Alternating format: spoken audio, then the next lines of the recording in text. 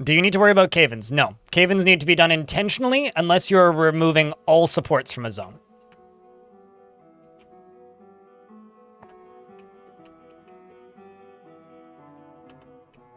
Oh, found the ghost. Kubok's slab is probably ready. I also need to make more slabs. Nope, not ready yet. Who's making it? You are. Yeah, one tile can hold up the whole map, but diagonals do not hold up tiles. I'll actually show you a cave-in a second. Also, hello, Angel Greed. You forgot if you redeemed someone in this fort. If you did, they died.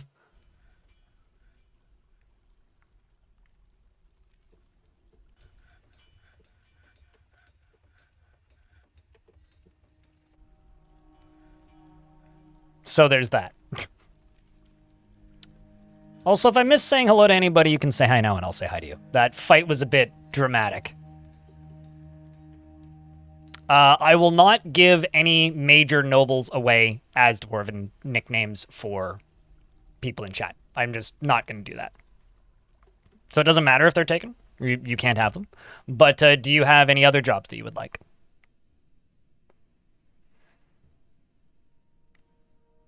Makes you want to search for a lone pillar that holds up the magma sea. Since you can't dig through the semi-molten rock without some severe amounts of shenanigans, you can't really do that. Allow me to think about it. All right, well, take your time. Just make sure you at me once you're done thinking on it. I could also show you the dwarves in the list.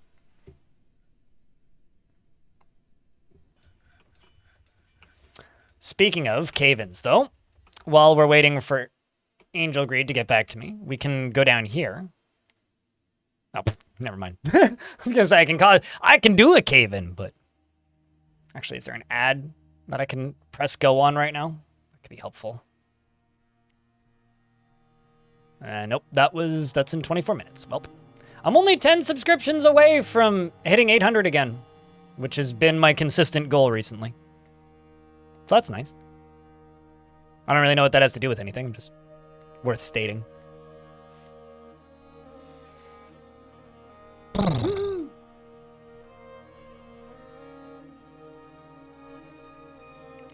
Woohoo indeed.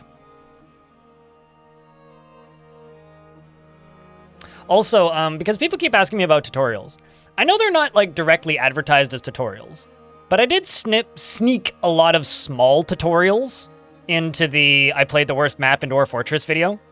Like, not really tutorials, but like mechanical explanations.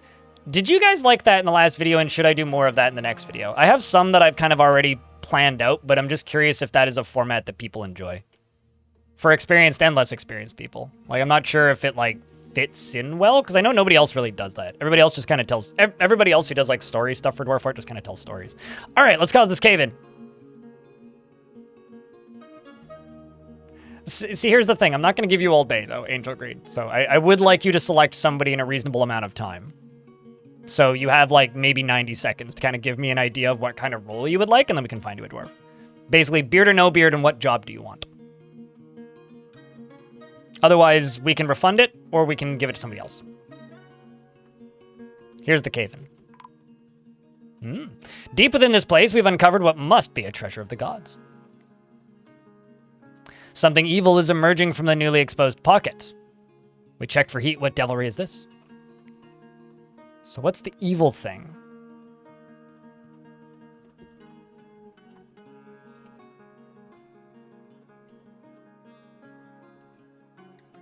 I don't actually see it, if it's even still alive. Let's check the other screen. Okay, it's a raccoon brute, which is currently heavily bleeding and getting hit by boulders, and boulders. And it is now dead. And a brick. Couple of bricks, even. What were the items that we discovered?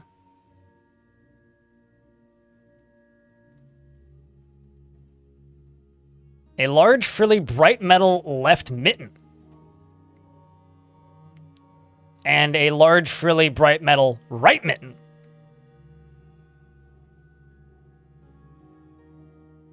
You say unimportant job as if those are unimportant. Do you want to be a loyalist or do you care?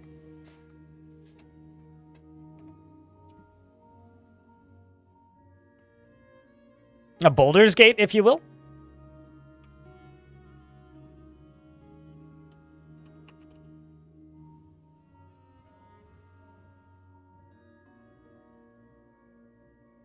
How about this? A brewer is the first thing I see. Second thing I see...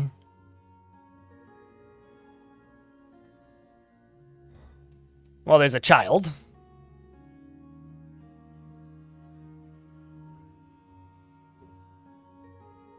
You'll brew some booze? Okay. And there you go then.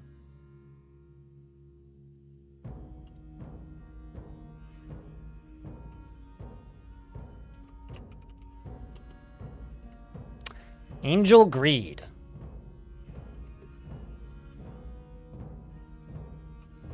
Would never pass up the chance for a good fist fight, is trusting and tends to be swayed by the emotions of others, often feels envious of others and thinks she is fairly important in the grand scheme of things. Finds obligations confining, and she is conflicted by this for more than one reason. She tends to be passive in discussions and she can handle stress. She is quite comfortable with others that have a different appearance or culture and mutters under her breath when she's annoyed.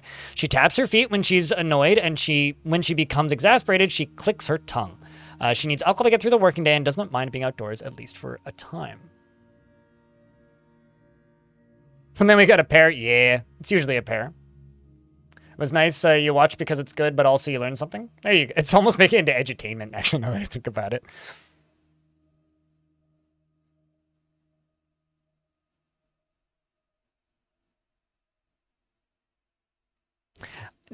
Here's the question.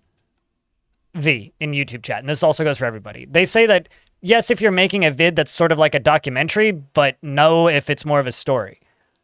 I don't know what kind of video I made. Like, I've had people tell me that it's like a highlight reel. I've had people call that video like the Godly Tunes video. I've had people call it a highlight reel. I've had people call it a story video. I've had people compare it to Krug Smash. I've had people call it like a compression. I've had people call it what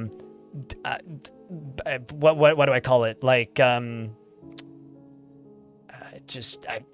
had people compare it to Boat Murdered. So I don't know what it is that I made. So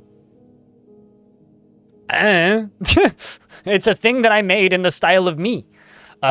Dreams of mastering a skill, and she personally sees introspection as important and finds those that deny their impulses somewhat stiff. And doesn't care about nature one way or another. Likes kimberlite and rose gold and white opal and cows for their hunting moos, gray parrots for their social nature, and the words of the couple of bewildering, and when possible prefers to consume dwarven beer and flax flour, and absolutely hates flies. And she has a grating, raspy voice, with large irised irised eyes, and her hair is amber and her skin is cinnamon, and goblins have arrived. Although oddly enough, this siege includes a bunch of snatchers. Is this the same enemy? Squad. Okay, these guys don't even have armor, so where actually I could just check this. Oh, this is the plain evil.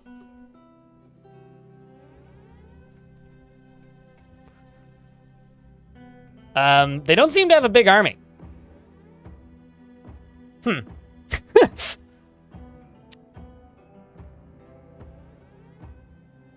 More like the tiny evil.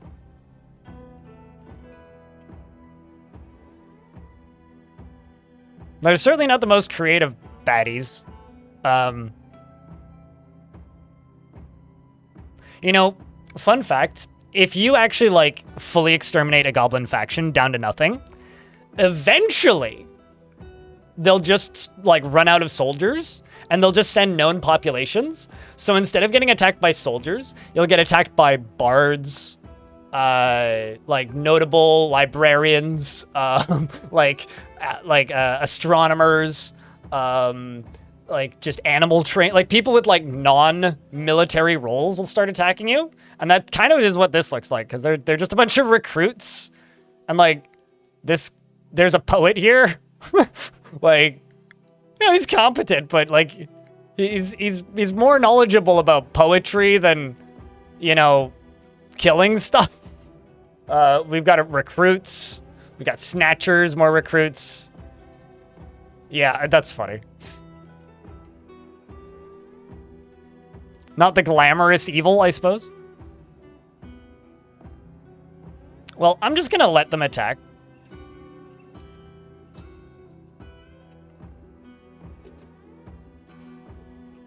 And then just tell the military to just go stand here.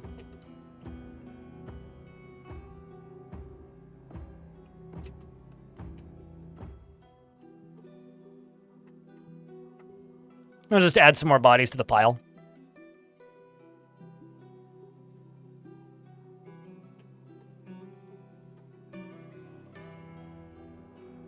Oh, I think they see him. Got Dewsum here, the wrestler, fighting with the goblins. One of them's already dead, and this one here just fell down and is now getting stabbed by my servant of Yugath, who is Bird, one of my longtime dwarves, who immediately executes the goblin. And she executed it by slashing it in the head with her artifact sword. And the injured part was cloven asunder. Her sword, of course, I think is an artifact iron sword. Let me double check. Yeah, an iron short sword. She's a little dizzy, though. We thought that we'd give the goblins a chance by letting them fight against us with our cave adaptation. Sending the dwarves up top to remove the rest of them. Oh no, we lost Dewsum, the wrestler. Well, that's a shame. Anyways. Dwarves are pretty handedly taking out the last of them. Although, it appears that Logum, the wrestler, is bleeding heavily. Dwarves, can we kill this goblin, please? This goblin is a problem. There you go. And then go down here and help this dwarf out. I think that's all of them. Yep, siege is done. And we will let the dwarves go home. Go back to training.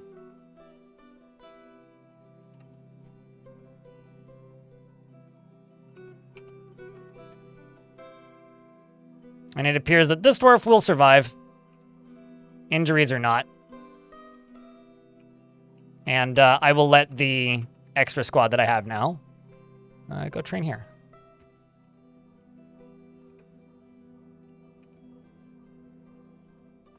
As we continue to get rid of all of this stuff. And let's also go down here and claim all that. Oh no! Never mind. Lost another few. Okay, so Dewsum and Servish are the two that we've lost.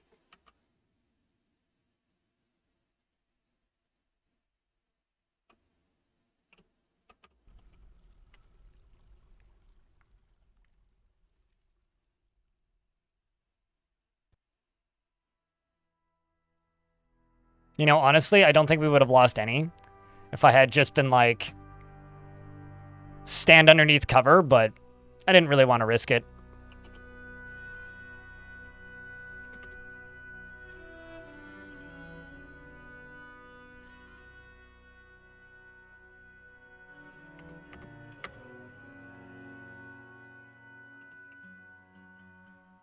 This one. Let's also go into here and do this, that, and this.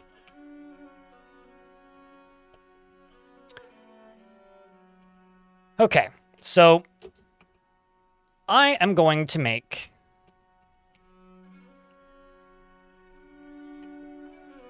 a lava sploosh system.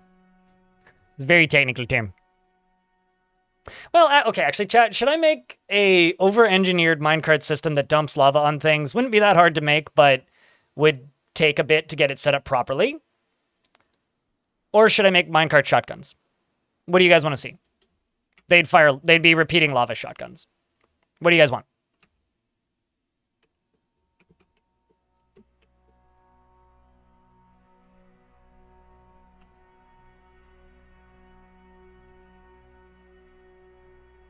Shotguns are, in fact, funny, yes.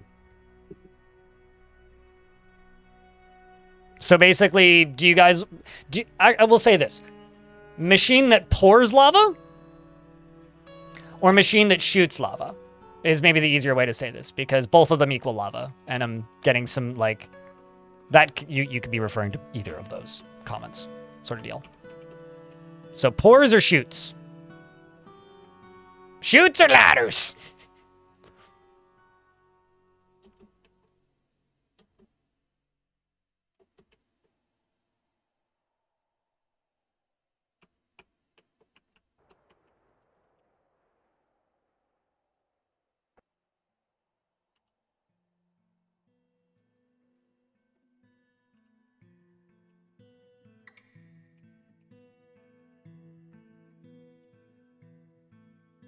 Let's say 1, 2, 3, 4, 5, 6 versus 1. Okay. Looks like we're doing a minecart shotgun. Seems to be pretty unanimous.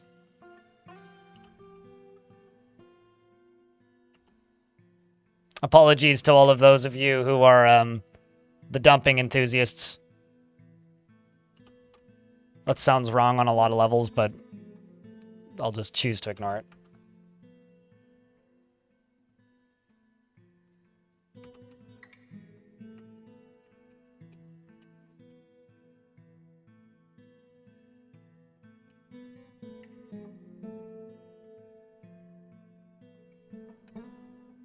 Tis the will of the people? Yeah.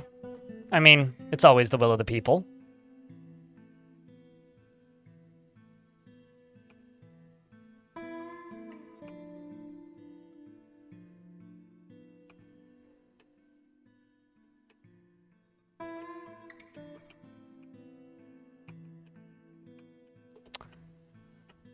Okay, so... trying to figure out where would be the best place to do this. 1, 2, 3, 4, 5. Okay, that's too steep.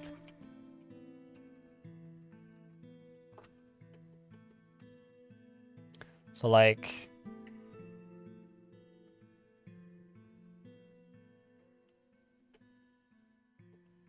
not enough space on that side. 1, 2, 3, 4, 5, 6, 7, 8, 9, 10. I could power it.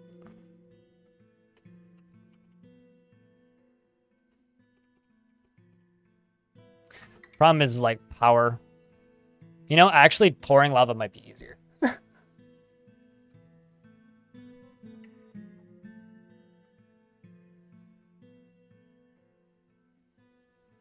Because this thing is pretty steep. Basically, I'd have to do it here. 1, 2, 3, 4, 5, 6, 7, 8, 9, 10. Which is possible. I could absolutely just do it there. And then have the marks dwarves out on this side. Yeah, that could be fine.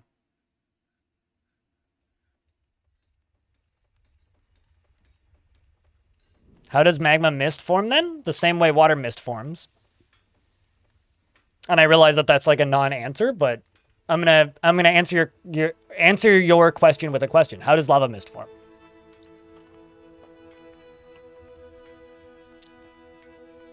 I'll answer it. Lava mist forms when water mist forms when water is falling. So lava mist forms when lava is falling.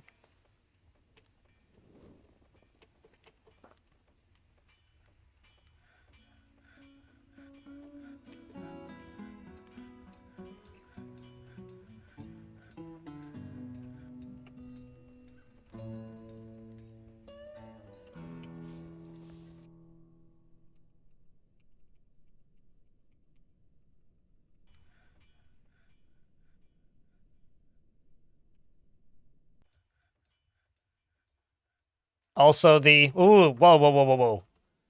That is such a good visual. The dwarves coming in to trade. Look at that. Oh, man, that's so cool.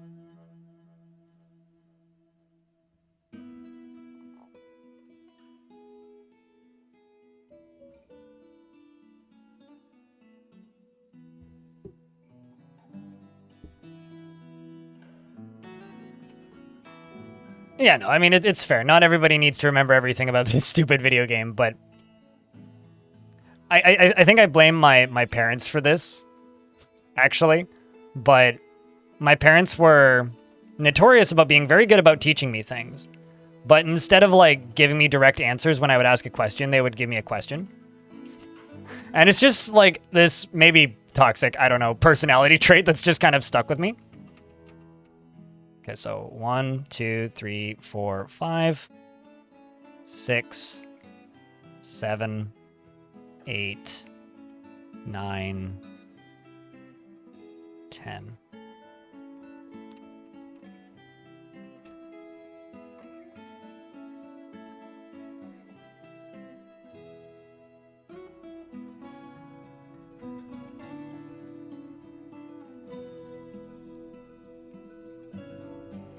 Fast item skips? Sure, that could work. That's what I was trying to do. Or when heavy item falls into lava, which could be a minecart. Wait a second, I just thought of something really stupid.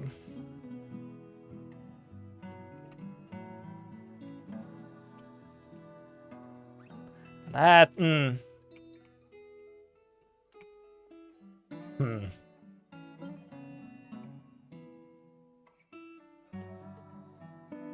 Don't really have an easy way of doing that, but I just thought of a stupidly over-engineered, like, upgrade to this, but I don't know if I'm necessarily willing to do it.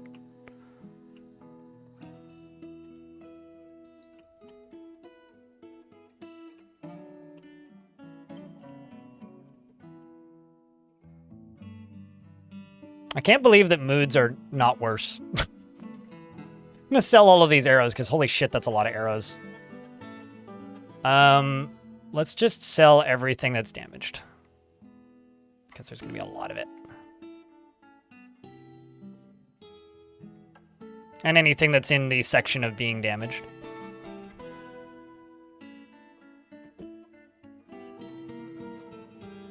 They need to go so fast. Usually my favorite way to create lava mist is by skipping lava across lava, actually. But dropping lava into lava creates magma mist pretty consistently. Iron minecarts falling into lava very consistently creates it. Boulders falling into lava can pretty consistently create it. So, like, if you have minecarts that are getting loaded with rocks that then dump into the lava, that can do it. Creatures falling into lava creates it, which is how I ended up with, like, lava in the past siege. Or lava mist in the past siege. Yeah, I mean, it's a relatively consistent, not too difficult thing to create. It's just something you have to be kind of smart about.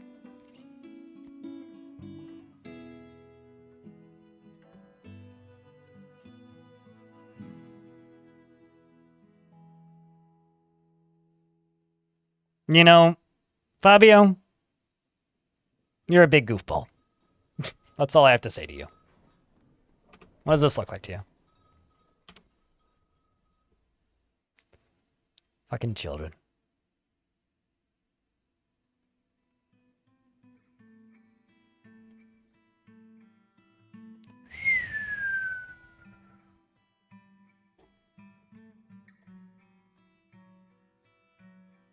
That is a lot of troll fur socks, man.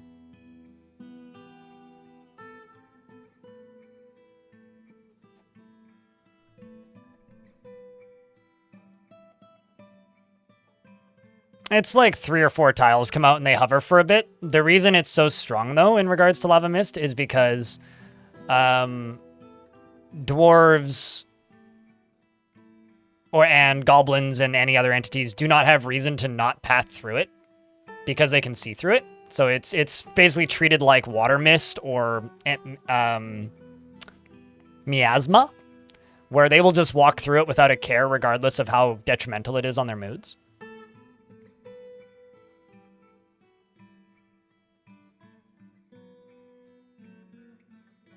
Okay, we'll just let them do that for right now. Kashmir names his hammer. Oh, we'll also sell them the bows. 2,000. There's no way we're going to sell all these items.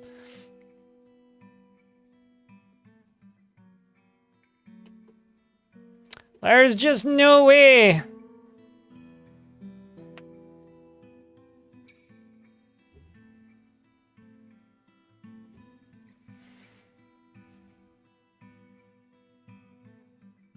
Well, I mean, there's over-engineered, and then there's like, this would take way too long to build. And usually when I say something is over-engineered, that's usually what I mean, is that it would just take way too long to build.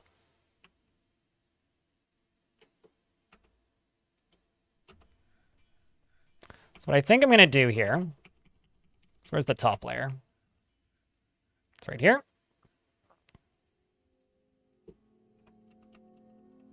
Power is right here. So I'm just going to make a uppy right here, which is going to go all the way. No. Tisk. It's a bit annoying. Okay, well, instead of going up right there, I will go up right here.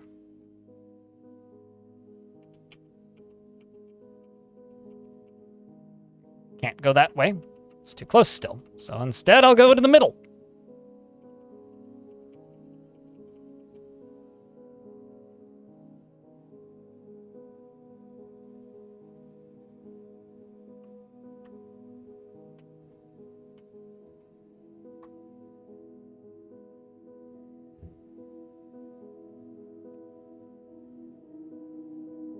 But anyway, chat, what's your favorite defense to use in Dwarf Fort? I'm curious. I mean, I'm sure most of you know mine by now. It's some sort of lava contraption.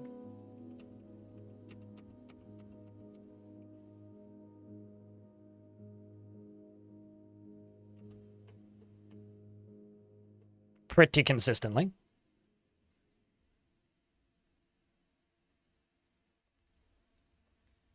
Love trap floors and death pits. I haven't made like a spike pit in a very long time. Just a lot of upright spikes. I haven't dropped things on things in a while, I guess. Can you push a 1x1 liquid up traps, or do you need to make a pump staircase? Only if the lava is being put... So lava tries to level off, basically. So you can make like geysers if you are pouring it in from a higher level, but outside of that, no. Pressure doesn't really work that way, especially for lava. You ended up killing your forts the 2 times you've attempted it? Wait, like, you flooded your fort with lava? Why no make off switch?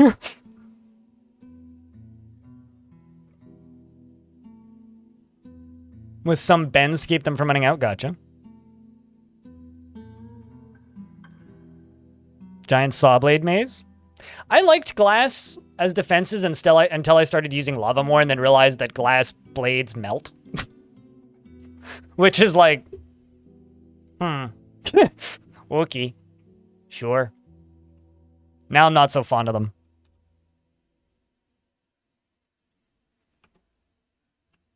You usually just go with minecarts. Spinning minecarts are pretty good. It's the classic. You always build a panic floodgate. I always build a panic drawbridge when I'm making fountains and stuff. Green glass is magma safe. So to answer this question in YouTube chat, green glass is safe. All glass is magma safe. Serrated green glass discs are not magma safe. Brain that one out with your noggin. I don't get it either, but it is what it is. So, yeah, I don't know. Doesn't make any sense to me, but I don't make the rules.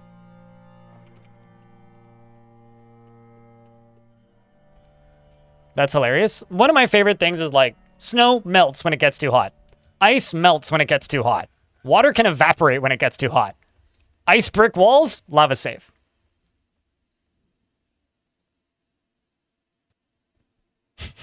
Dwarven engineering! Same with wood, right? Like, wood can catch fire. And wooden furniture burns. But wooden walls, lava safe. They've got to just, like, dwarves just have to, like, spit on it or something. Like, maybe, like, dwarves have to have some sort of, like, natural thing that they secrete onto it. It's like a tar almost that just, like, maybe they spend so much. Don't you even dare make me say that. I will not stoop to that level, Zombie Mike. But, like, they're just... Yeah, it's like the Dwarven magic touch or something, you know? They're doing something to it. They gotta be treating that wood. That's all it's gotta be. It's gotta be something like that. Well, they brought a bunch of bars, so that's nice of them. They brought a bunch of gems, so that's also nice of them.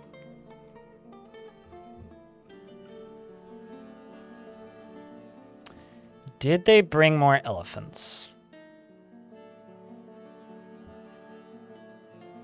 I don't think so.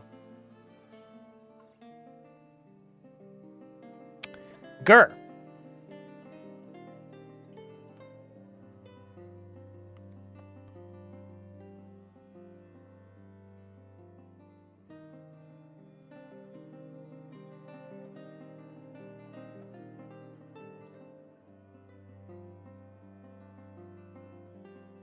I will buy the bolts, though, I think. Because who doesn't want more bolt variety?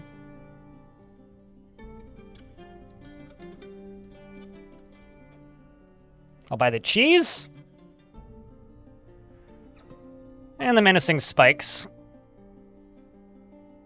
I'll buy their scrolls, which I actually don't have the money for, so we'll do all this trading and we'll do scrolls and books last.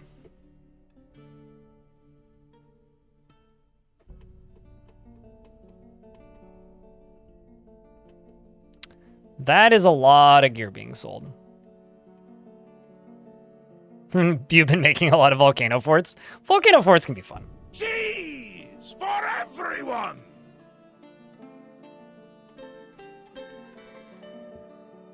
You wonder if melting glass is limited to saw blades or all glass weapons. What other glass weapons are there? I mean, there's like corkscrews, which, yeah, those also melt. And if they're artifacts, if they use non-lava safe materials, it's probably the case. I mean, I'm pretty sure the only like glass weapons are saw blades and corkscrews, which both of those melt. Outside of artifacts, but I'm not counting those.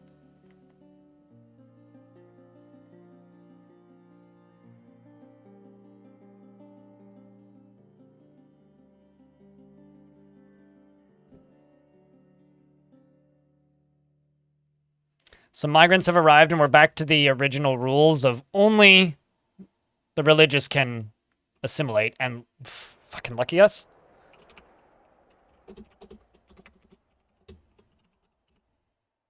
How about you? Well. Big on there, Dwarf.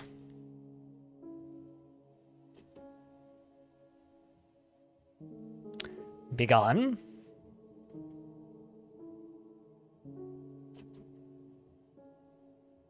Oh, shit! Rolf's back. It's good to see. Welcome back, Rolf. Although your wife is dead, I think. Wait, actually, is she? No, she's still alive. That's good. How about you? Ah, well, wrong god. Be gone. Chew. A cow arrived. We also have this dwarf. Who also worships the wrong god. Go away and take your dog with you, please. You also worship the wrong god. We got lucky on that first one. I mean, the cows, like, will just enter. There's nothing I can do about them. Because the ones without owners just are automatically in the fort, so they are going to become burger. Very important job. Same with the mule and the donkey.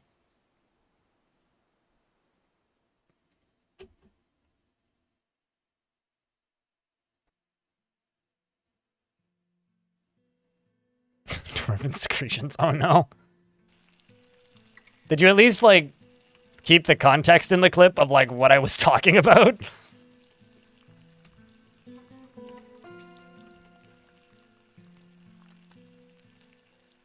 No? Well, then it's not worth even clipping, because it's not going to turn into a short then. And the only reason I say that is because in order for a short to work on YouTube, it needs to be a little story. So you can clip it, but it's not going to be turned into anything. It only goes back so far? Ah, well, darn then. Hey, a steel minecart, I'll take that.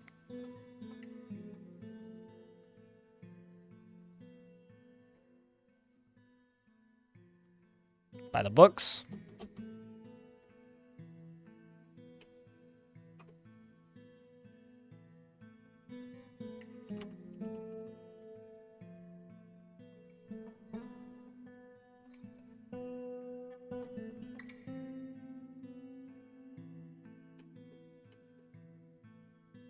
But yeah, there's only so much I can do with it if it's if it doesn't do more, if it doesn't cover more than that. All right, so let's go to this burrow because they're going to be building their shotgun.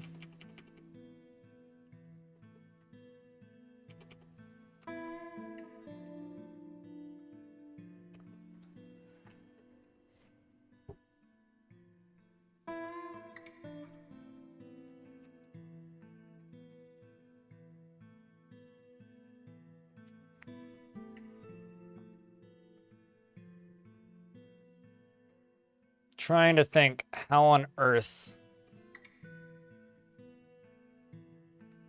can I how on earth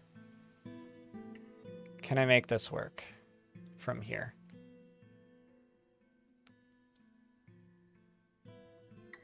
Because I'm going to need the minecarts to go back this way and then drop. So I need them to land here, fire. Then I need them to drop down here. So I'm going to need to move this wall, basically, and get rid of this bridge. Which is fine. I can do that. Drop down through here, and then down into here, and then back this way. Is what we're going to need to do.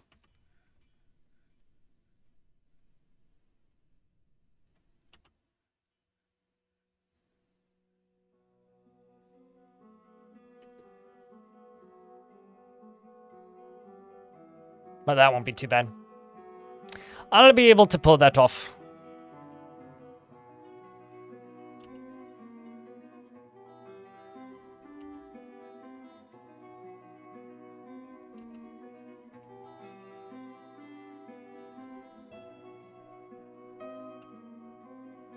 Actually, I should just be able to do this, right?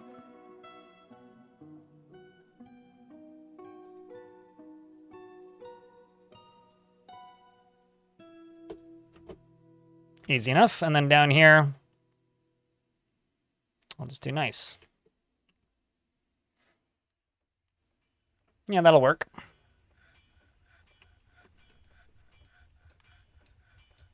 Oh, and now they're done trading. Well, that's a shame.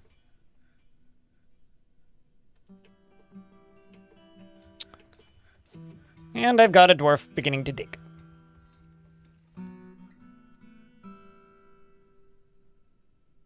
For free reload? It's not gonna quite be that easy. But it actually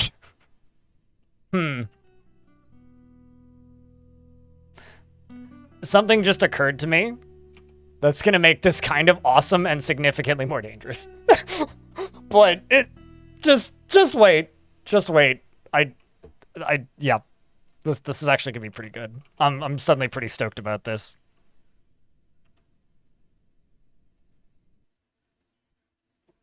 Basically, what's gonna happen is the return trench is gonna be through here.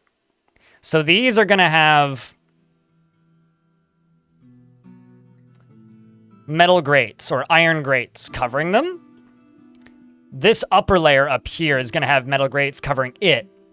So the minecarts are going to drop through here, down into here, where they refill, and then, like, head back up around here, basically. To then arrive at the top, wherever that is. Right here, right? So yeah, they're this is I've made this way more difficult for myself than I needed to, but I'm only gonna do 1, 2, 3, 4 tracks, so it shouldn't be too bad. But this is gonna be exceptionally silly, actually. This is gonna be exceptionally silly.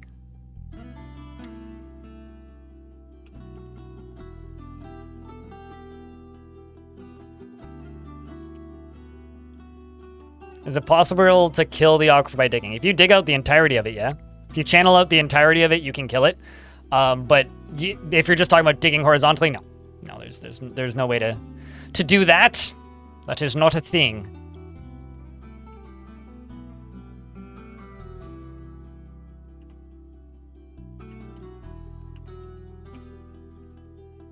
Whew. Also, this is very conveniently like right here.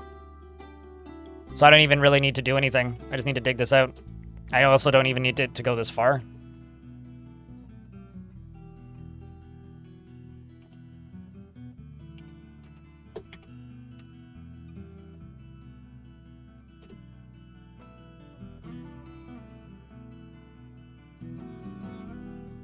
What, like make a fort that looks like a boat? I don't really watch, like, videos on YouTube, to be honest with you. At least not in the same veins and types of content that I make. So, no, I haven't.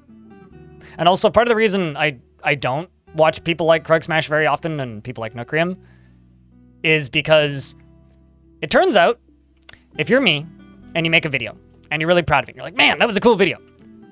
And then somebody else in the same space has made something even remotely similar in the last, I don't know, 2 years. And you just get accused of copying them repeatedly. Or saying, oh, you did this that this person did. It's like, no, this wasn't even remotely inspired. There was absolutely no connection to these whatsoever. You'll just get constantly compared, and it's really annoying. So it kind of goes for a lot of us. A lot of us try to just completely avoid content made by other people for that reason. What reasonable person would do that? Enough that it's annoying. Also, you're implying that people on the internet are reasonable. Speaking of, while all of this is happening, I'm gonna go down here and do this again.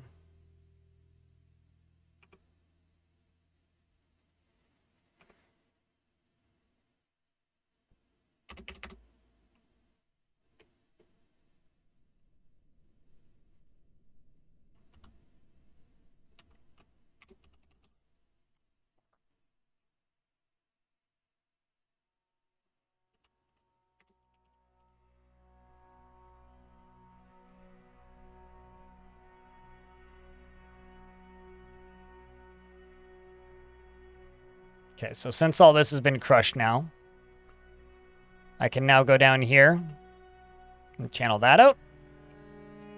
Can channel that out. And we'll worry about the actual digging out of this area after. Although, I will build over these. And then I will go here, and I will make a support. That's going to go right there. Okay, so that's also getting worked on. Now let's jump back up to the king's quarters while everything else is being built.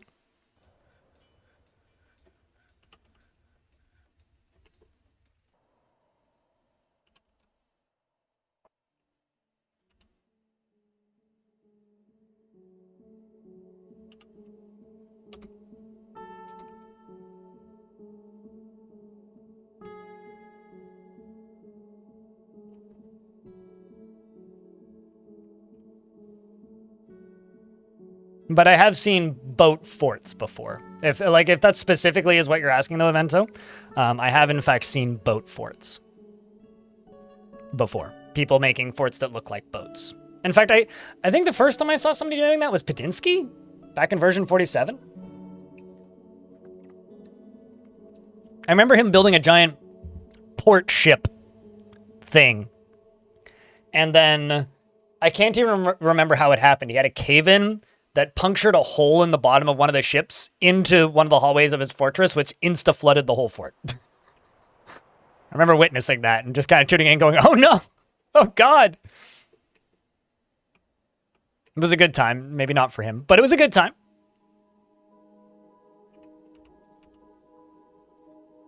It's been a long time since I've insta-flooded a fort with water. Like a long time. So whenever I see it happen, it's kind of like, oh man, I'm glad to see that still happen.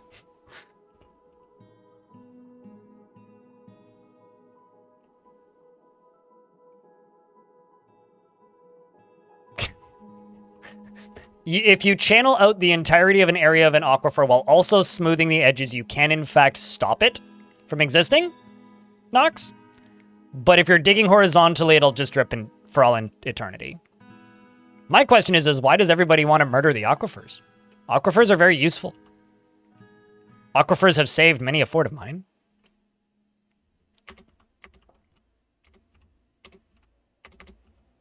I kind of want to make... Actually, I should make this 2 Z levels. Never mind. Okay, screw these floors. Not doing the floors. We're going to make this 2 Z levels instead. I will, however, put these pillars in.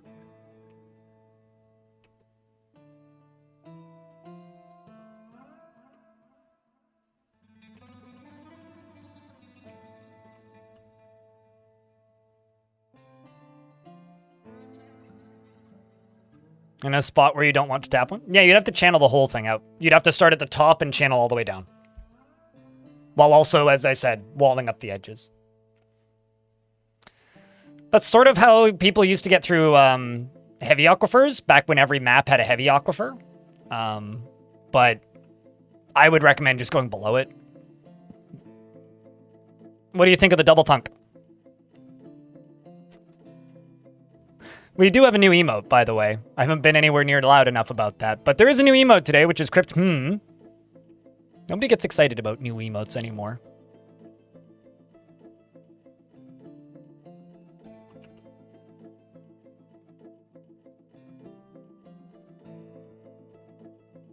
And I can't build in the same floor anymore, so I was thinking of a way to dry it on your fort level. You would literally have to go and channel out every single one of those 14 layers.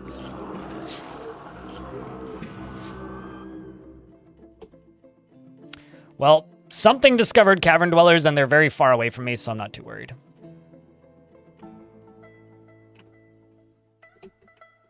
I want to see these wagons leaving. That is a big army there. Although, admittedly, a bunch of those are my dwarves.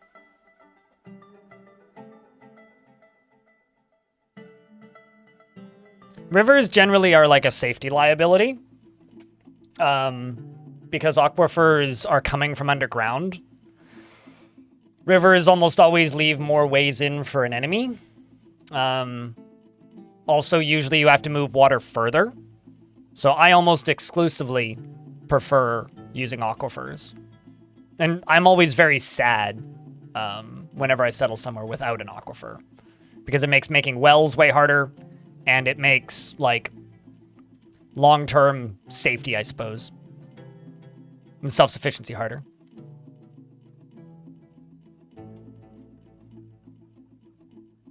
You're thinking about dinner? We're also getting other little, like, animated thinking bubbles. So we're getting, like, little cursing one. We're getting a thumbs up and a thumbs down. You know, it'll be good. The Duchess Stinthad meets with the human chancellor, Gorpu, who says, there's much to discuss. And then that's it. Did you, tell us anything interesting? Any local happenings? Doesn't really seem like it. I feel like I should go, demand these local humans trade with me.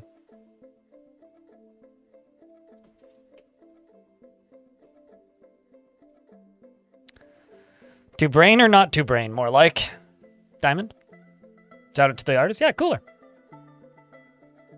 You even restarted the map, but you keep digging and digging and digging, and after 14 levels, it's still there. The deepest one I ever had was like 62, I think.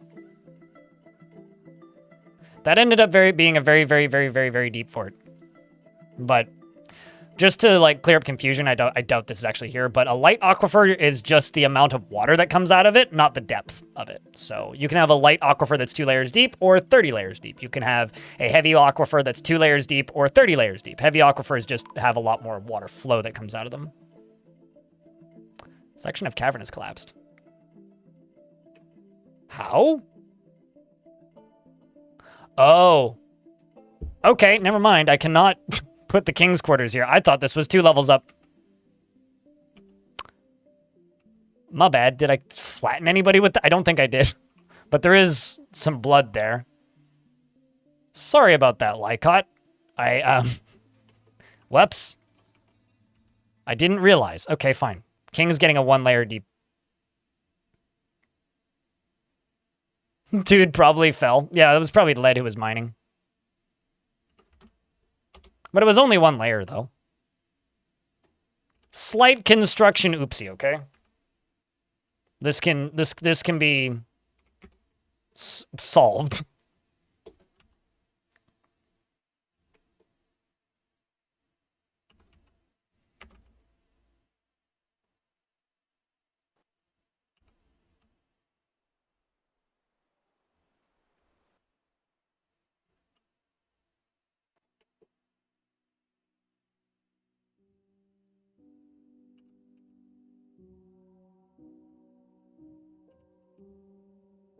All right, that will mostly fix.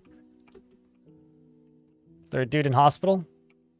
Heading to hospital, maybe?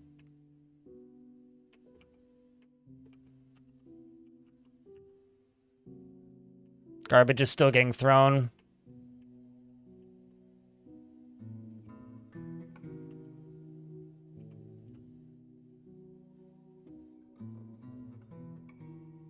Nice, blocks can go right there. Okay, so what I will do here, it's just a row of this going up.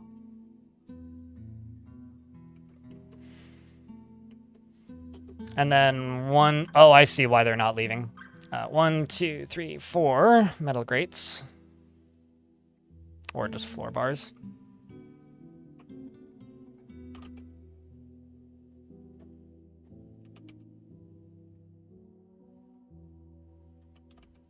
So currently the traders are stuck in here. They can't leave. So we should give them a way out.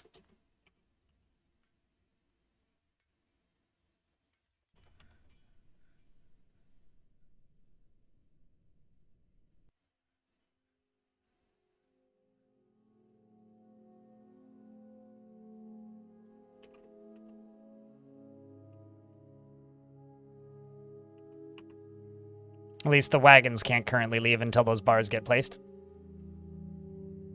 The individual traders can, though.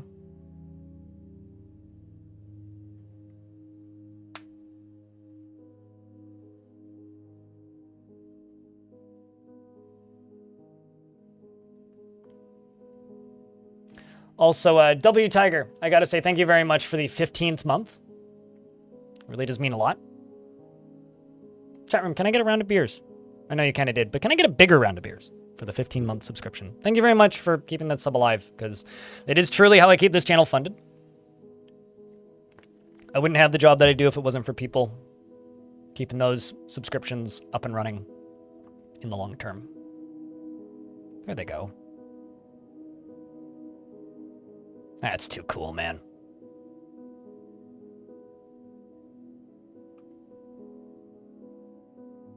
Speaking of, I think I'm going to use DF hack for a second.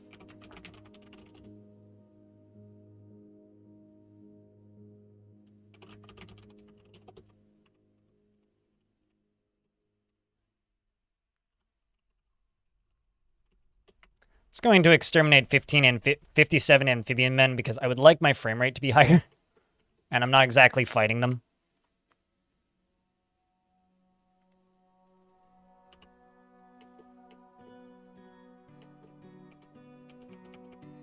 Okay, so they are digging down up here. I can go up top and go nice and nice Crypt beer. and nice. Blazing Iceberg, thank you very much for the 9th month with Prime. Thanks for checking your Prime and sending it my way. It means a lot. Same thing I said a minute ago. I wouldn't have this job if it wasn't for people like you.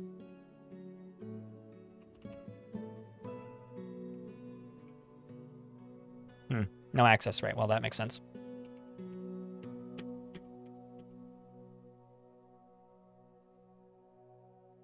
All right.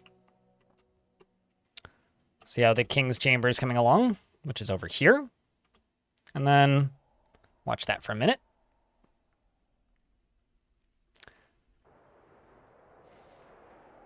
Can I give a tour of the fort? I mean, there isn't too much to give a tour of. We got the upper cult level, which is only really accessible by cultists of the fort. We've got what I would describe as the old fort, which is kind of the main level where most of the crafting takes place and all the cultists' bedrooms are currently. We got some guilds over here. And then we got the library. We got the outdoor farming area because I can't remember the last time I told them to grow a plump helmet, except for maybe this thing, which is like, might as well just get destroyed now. This area desperately needs a renovation. We've got the kitchens and then the new kitchens. And also what is going to be a crafting area, as well as the Farmers Guild over here.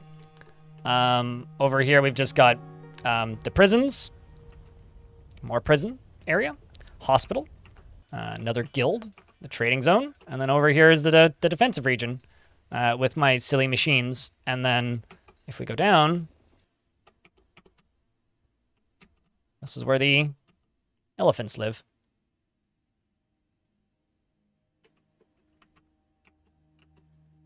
And that's about it.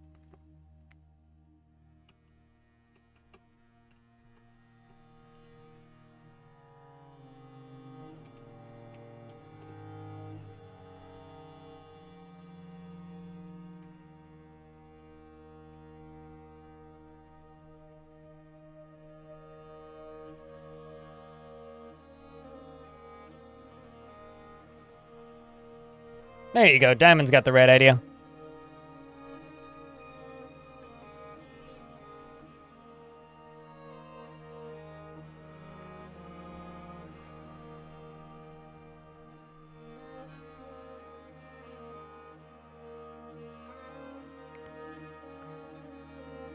Let's see, is there anything I missed here? You want to make a meat grinder? That sounds so incorrect. I don't know why, but it's just like, I want to make a meat grinder. Ew. That's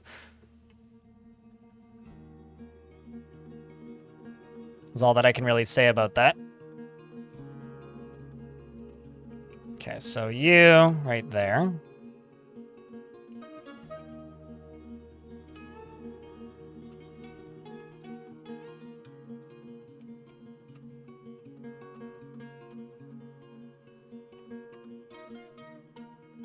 Then all the way along here.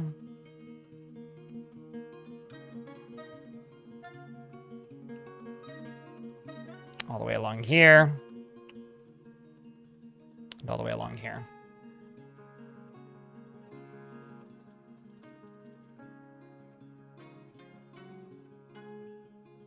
Section of cavern collapsed. Oh, duh. Do you ever just leave old notifications up and then forget that they were there in the first place and then check back in on them and go, oh god, did somebody... Who just died? 'Cause I do that way more than I should. Whoops. That was the wrong button.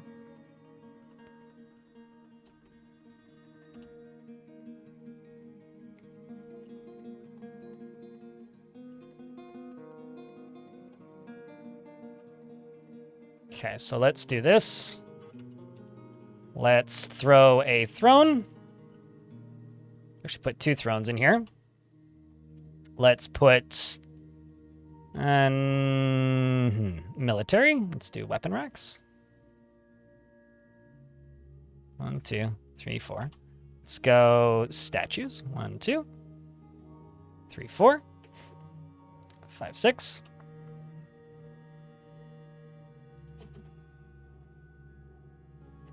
Let's put a little dining area. No, I don't have any tables. That's a shame. How much lead do I have? Bars! Make 3 gold tables.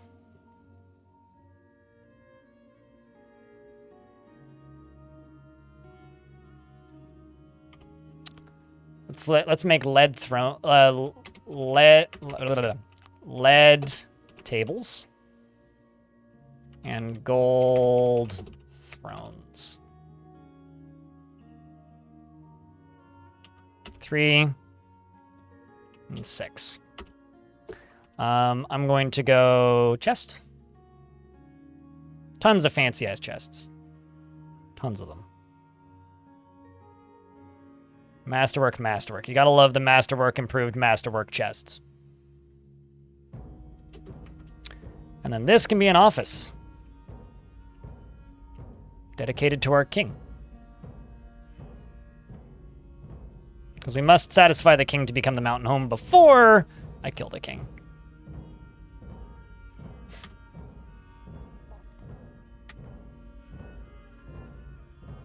And the king wants us to make shields. All right, then. Iron shield. I'll just queue up iron shields and get them to do 3, and we'll just repeat that quarterly.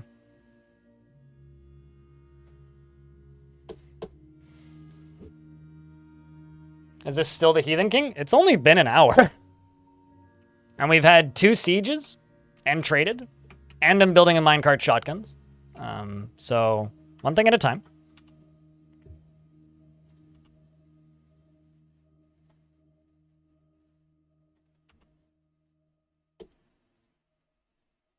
Because I can't do everything at once. And there's only so many dwarves. I don't know how quickly you guys play this, but things take time.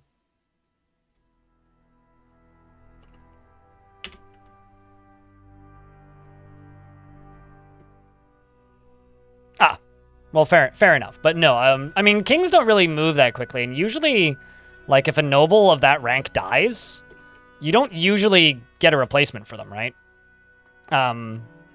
It's like most of the time, if a noble of, like, king or queen or monarch dies, it's pretty unlikely that you'll get another one in that fort. Because it goes to whoever they've appointed as heir, which is not necessarily somebody that's in your fort. In fact, I would almost say usually it isn't.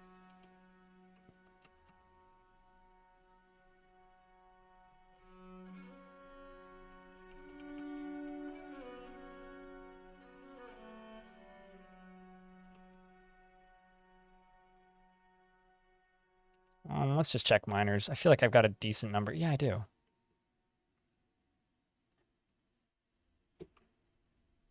Okay, let's see how down here is doing. F4, I think. No, let's close this. All right, you guys want to do another big old drop? Because that seems to be pretty much ready to go. Although first I just gotta dig through some gems down here. I love how grass tends to grow in these areas. I couldn't tell you why, but it does. Always found that a little bit funny.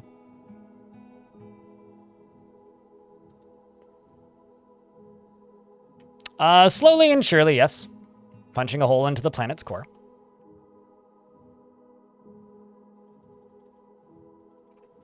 Digging too deeply, or however you'd like to put it. I just need to connect this to a lever, which is, in this case, up here. So I'll pull it and then go back down to here. And the game saves. Okay, well, I'll wait. Your hussy queen has 2 lovers waiting for the king's consort to die. As soon as he did, he got replaced, and his replacement was what clued you in as the king had just died. Wait, what? His replacement was what clued you in that the king had just died. Oh, yeah, okay, sure. Did you get an announcement that so-and-so has become the king consort? Like, immediately she got married again. I still maintain that my favorite, like, immediate replacement of, like, not a noble, but, like, a noble adjacent was I had a mayor who immediately married the wife of a dude who was killed by the captain of the guard. So the captain of the guard, who was kindred spirits with this, with the mayor, went and killed a dude who was tantruming, and then that dude's wife immediately married the mayor, and they had kids, like, within the year. Can't you just dig? Because dropping a slab is safer, more efficient, and fun. I mean, I could just dig through it, but then I'd have to pump the lava out. This displaces the lava and the water, making that less of a pain in the ass. It also, well, in this case, apparently just killed a dwarf, I think. Wait, don't fall. Okay. In this case, is anything else going to cave in? This might.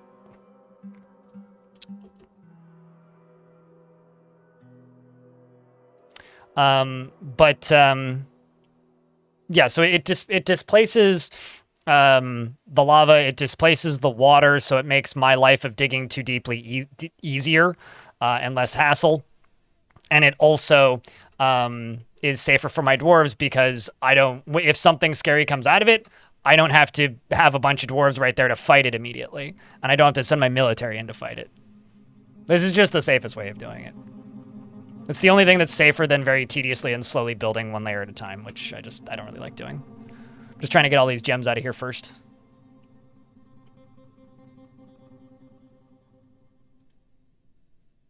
Simply put, this is safer and more efficient, which is why I'm doing it this way.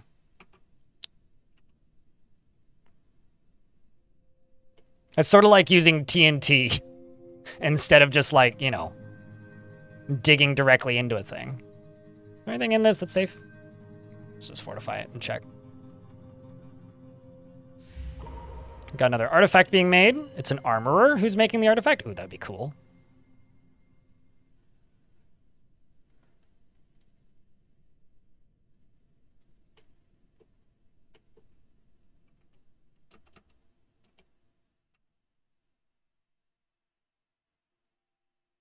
So potential danger areas are just automatically exposed this way.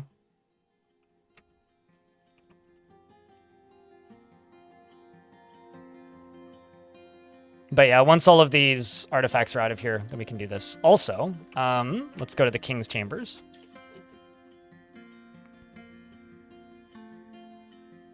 No. I need rock pedestals.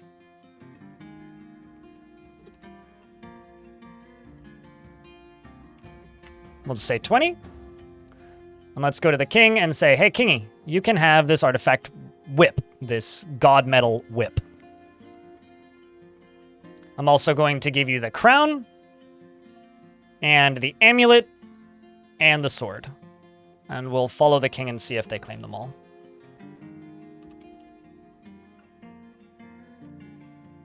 Oh, you're going to go pick them up. Cool. Probably the amulet.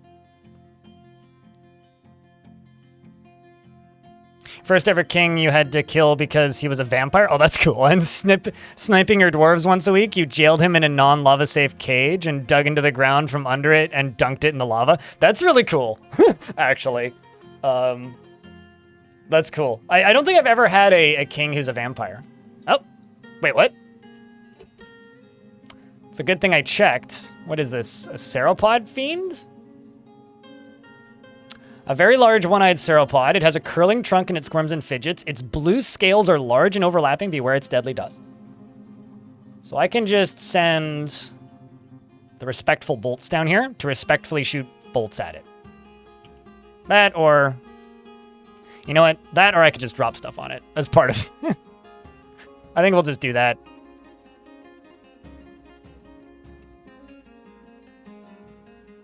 Probably easier to just do it that way, actually.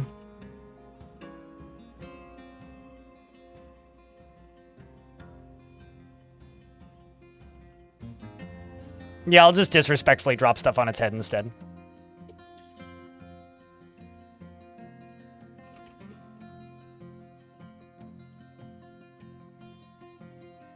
No, he wouldn't survive a lava safe cage.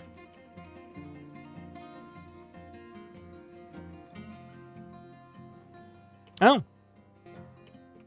Force of Darkness has arrived and is preparing a parlay. I think this is the Deceiver again, so it's going to be another large one.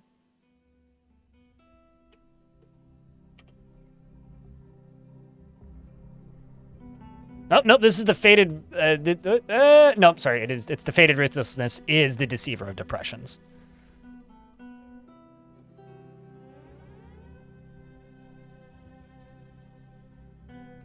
The King of a Goblin Civ as a pet? Did you do that through adventure mode, or... Why is everyone mad in this fort? I have no idea. Watch for a bit, and you'll find out. Well, first off, half the fort has no bedrooms by intention, and that's intentional. But...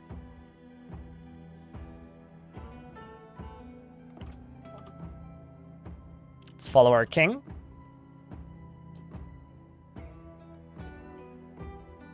He's got the whip. Which is pretty cool.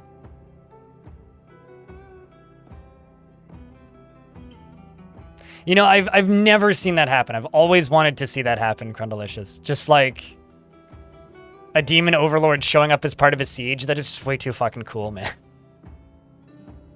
Always wanted that to happen.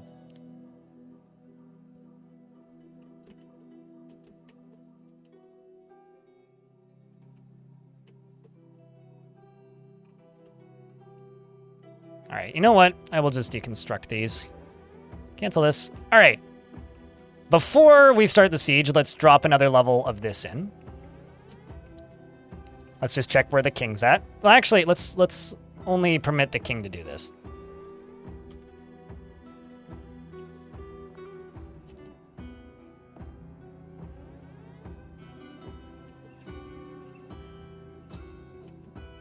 So the king is going to do the honors and pull the lever, which is about to cave this in.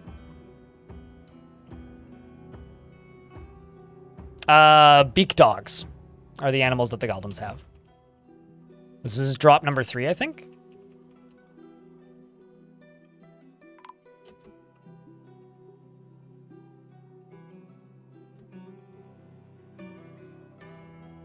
All right, so we know that this layer is safe now.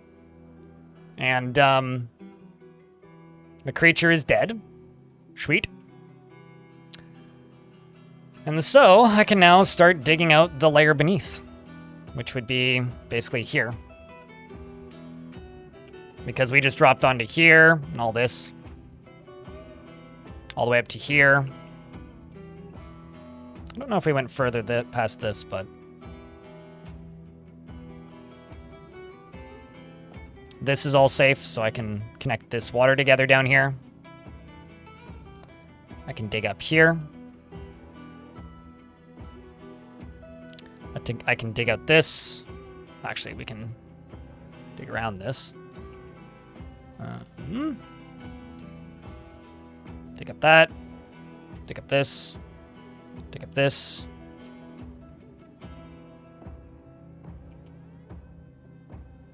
Pull that out. Pull this out. That out. And then let that run.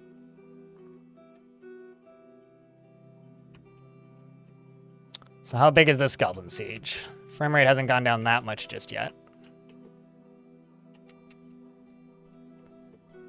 Seems smaller than the last one. Let's check. 196, which means there's probably still more arriving. Yep.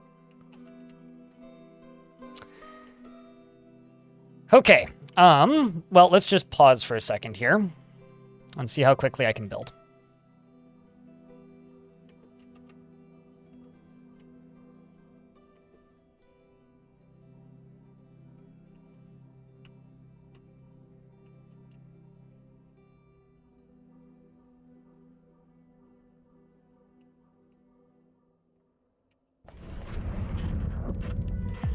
The armor has created Willalusim Umar Segdol, an Electrum high boot, and claims it as a family heirloom. It's very kind of you to donate that to the king. Very kind.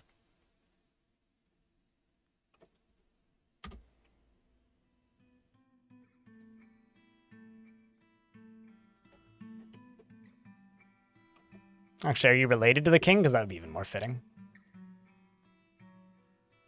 Nope. Not even friends.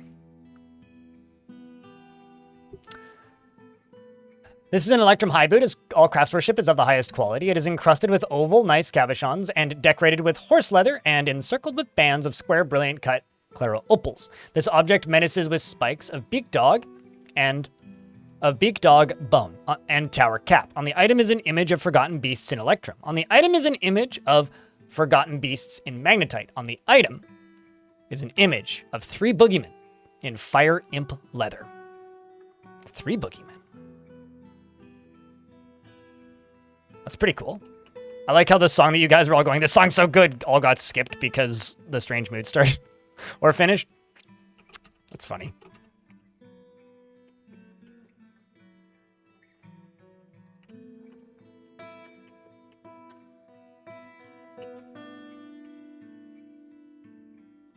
Okay, I need to go into here and set these dwarves to no orders and remove them from training. And I need to claim this.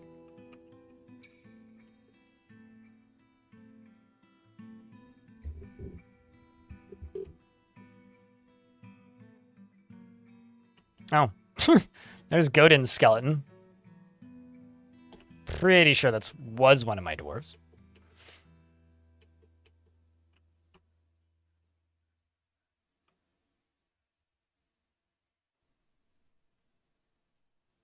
Also, I'm just going to do a thing over here.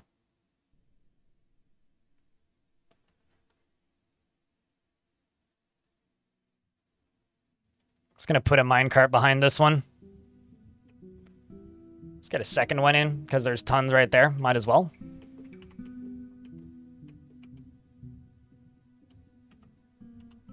Okay, so right here needs to be replaced with a floor. That needs to be constructed. I need tracks going from right here all the way up.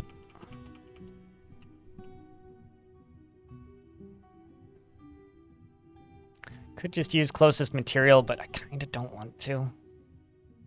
Okay, if that one looks too ugly, I'll use other types of material. I'll just use nice. Oopsies. 3.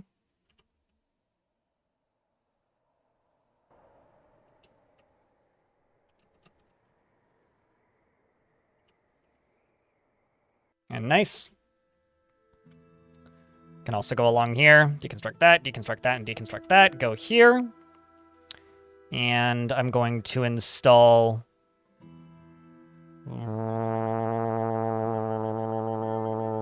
floor bars right here. And I've got a dwarf who slipped into depression. Fine with me. All right, so now I'm going to try and speedrun building some minecart shotguns. So does anybody here not know how minecart shotguns work? Or what the theory behind them is?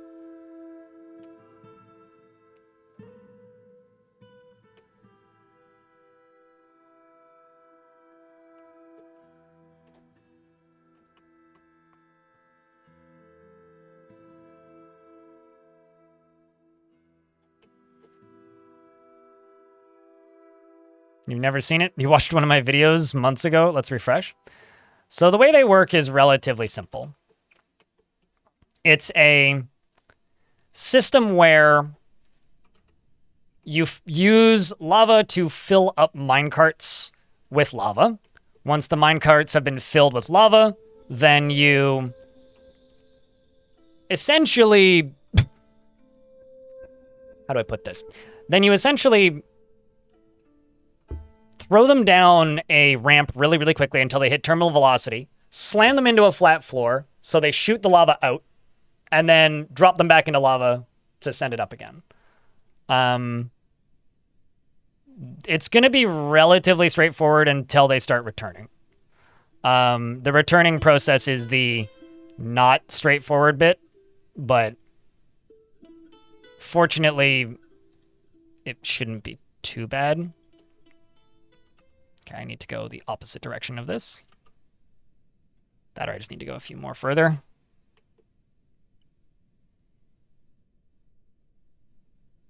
I need to designate all of these to be positive that they're going to work.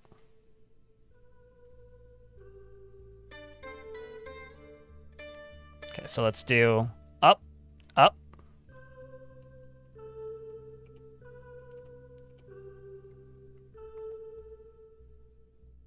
And then they go up, and then they turn. And they go up, up.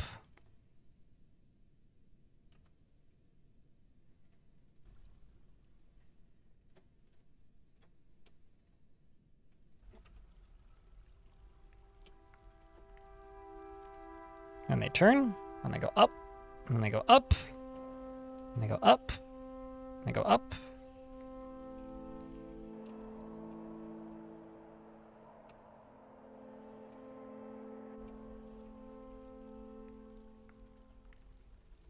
So essentially what I'm doing is I'm building a spiral that will just shoot them up really quickly. So they're going to be flying directly upwards out of lava. And they need to go all the way up to here. Nope, not there.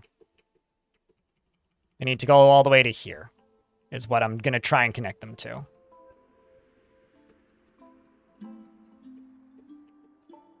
But the problem is I've done this in a spot where it's actually really awkward to get them back to where they need to be because of how I built this fort. So I wasn't really planning to do this, but, you know, it happens. Oops, did I screw this up? Yes, I did. Because they can't turn on an incline, they have to turn after they've gone up.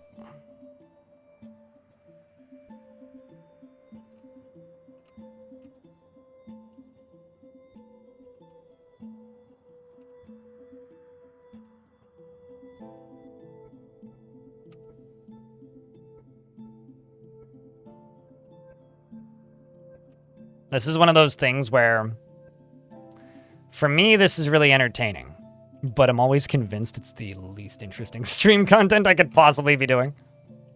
Okay, we're getting there.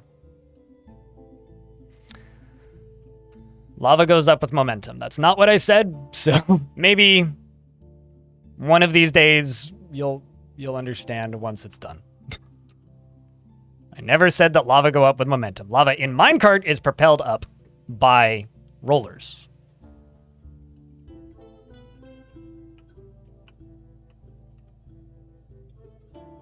So you go up to there, and you go up to here, and then back up and into here, and then you back up and into there. Then I got to do the same thing for these two.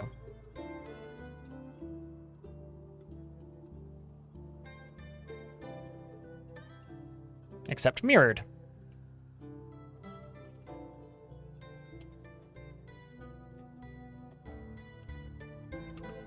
So you go up.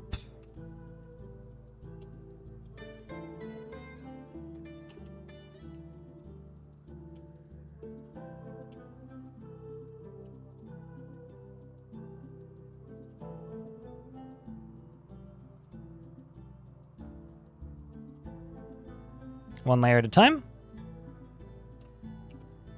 Whew, that just barely landed where I needed it to go.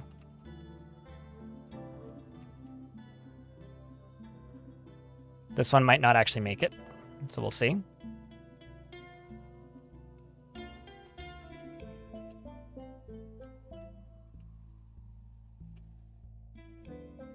Back from D&D. Welcome back from D&D. I thought I saw you in chat not too long ago. Did you even leave?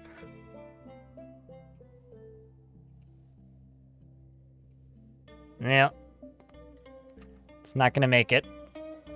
So I'll have to do something a little funky with that one.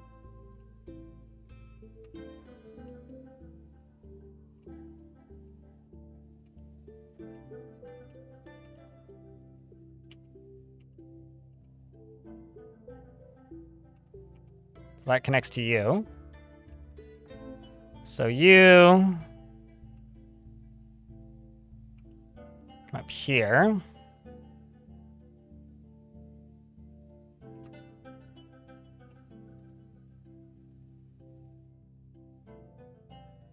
And go this way, maybe?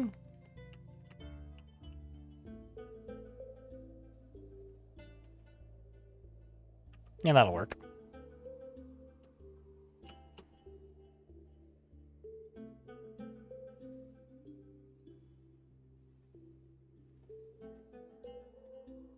And then you can have your final ramp up be right there instead of right there. Save a few tiles. I mean, it'll make it work. I'll make it work.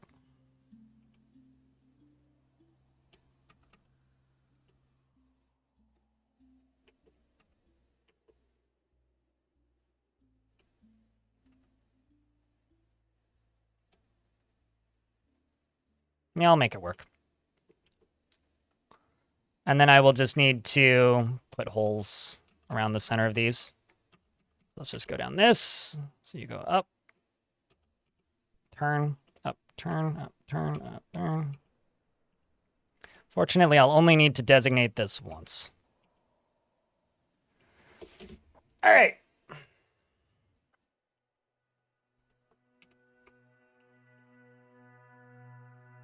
And I need to make sure that this is in the burrow. So it gets done. As the dwarves up here are building the tracks. The other thing that I need is we're in an ad break. Twitch was telling me that we were getting ad breaks earlier today, but it's since stopped. So sorry if you guys just get jumped by ads now. Let's just go all the way up and down this. Just make this look nice. And right here, I'm just going to go use closest.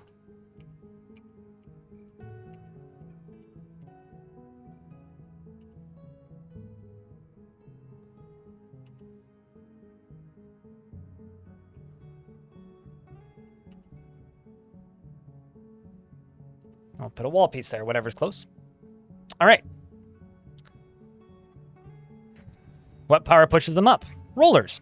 Rollers are the power that pushes them up. Rollers are very powerful.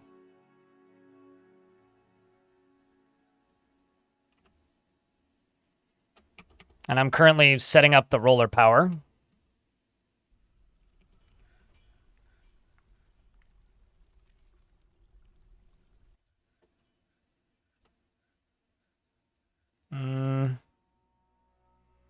Should be able to just do this pretty effectively, actually.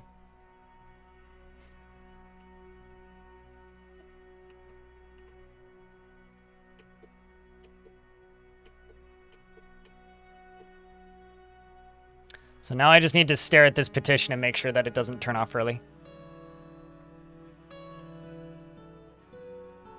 You need to see it to understand it. Yeah, that's fair.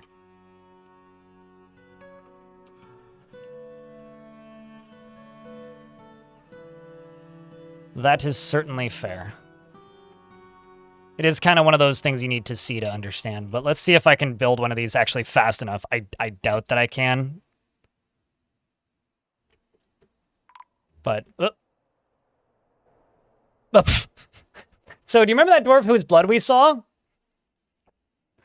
Well, I don't think they made it. Sorry, lad. Accurate. Glorious, though.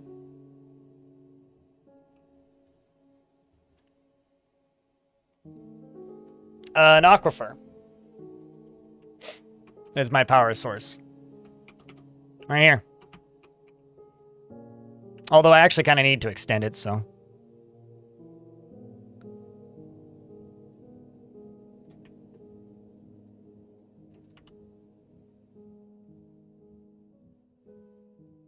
Just add some more power onto this sucker.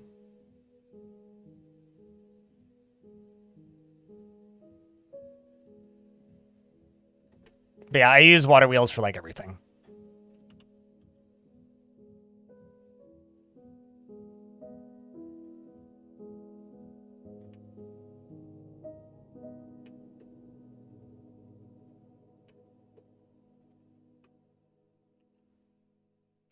just because of their consistency.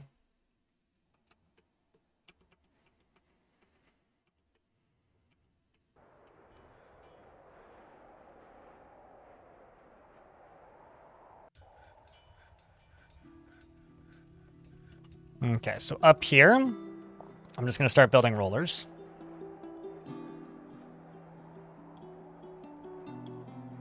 Actually, I need to just make sure I'm using the right materials, and also it looks like I need to make more magma-safe mechanisms.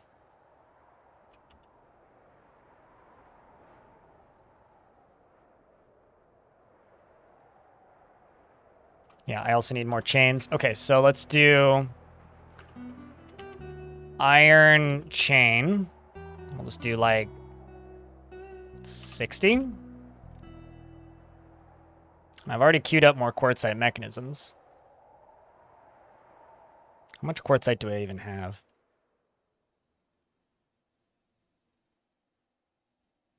6 obsidian, 34 quartzite.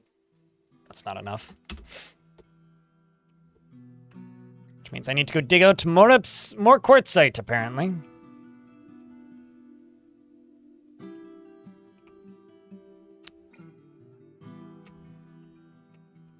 Require additional quartzite.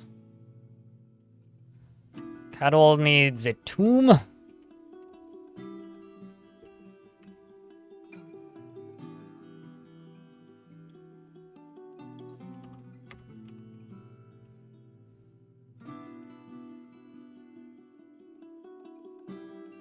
Should be memorialized.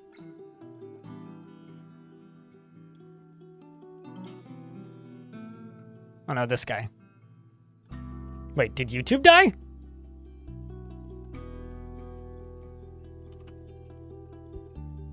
No, okay, I misread that.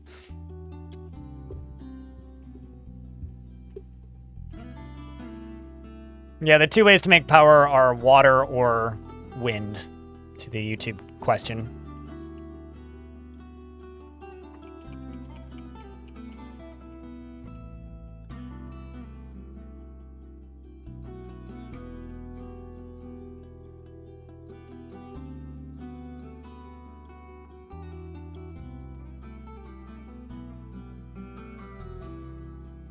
There's a siege, yes. It's not going to be very effective, but it is a siege. All the same.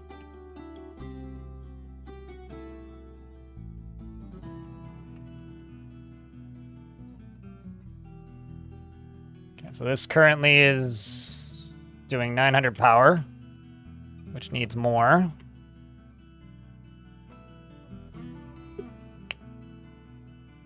Why am I ignoring the siege? Because they're seeking a parlay, and they'll give us a whole season. So I might as well make them wait. Like, how does it benefit me to be quick about them demanding stuff from us? It's not like they're going to actually attack us until the parlay cancels. I didn't make this mechanic. The game did. Sieges used to always be immediate.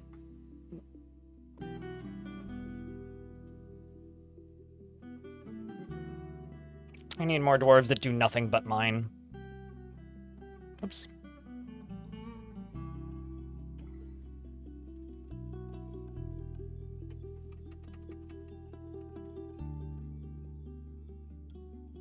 Okay, so down here I can do iron bars, I guess? Floor bars.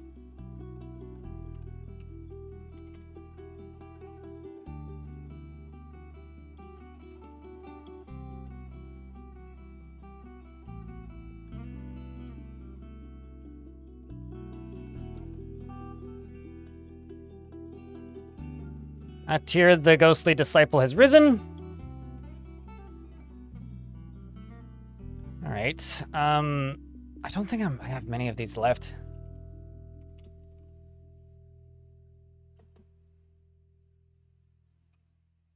It looks like we do. All right. So let's just say some rock slabs.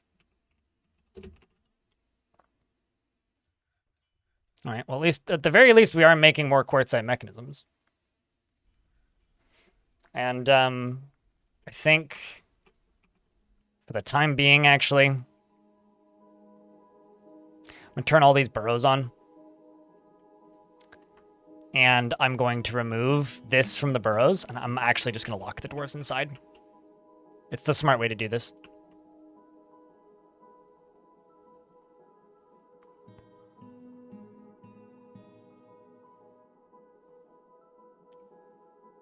Let them come if they want. It won't be very effective. Nice spot to play there, kiddo.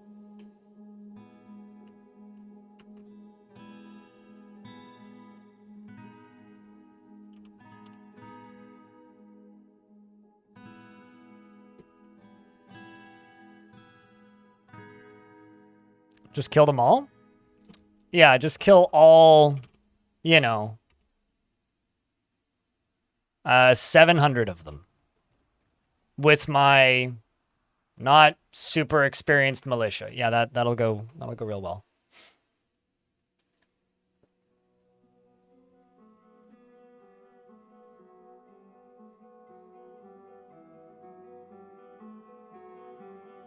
Seems real wise, yes.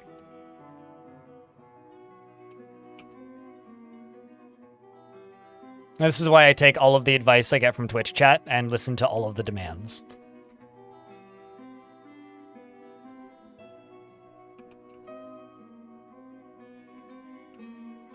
It's absolutely why I do that.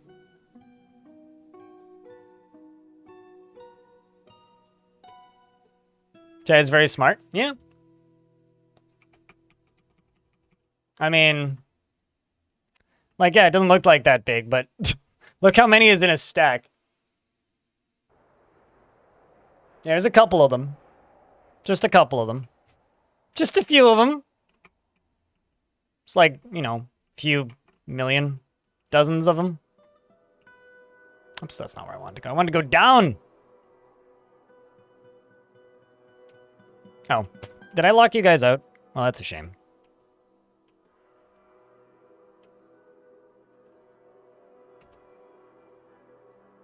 I did, in fact, lock them in here.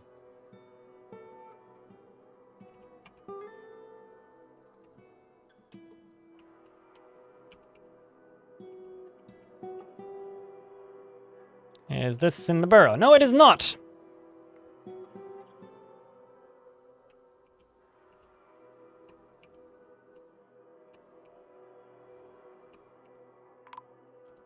Pause game. It's probably just ghosts being memorialized, but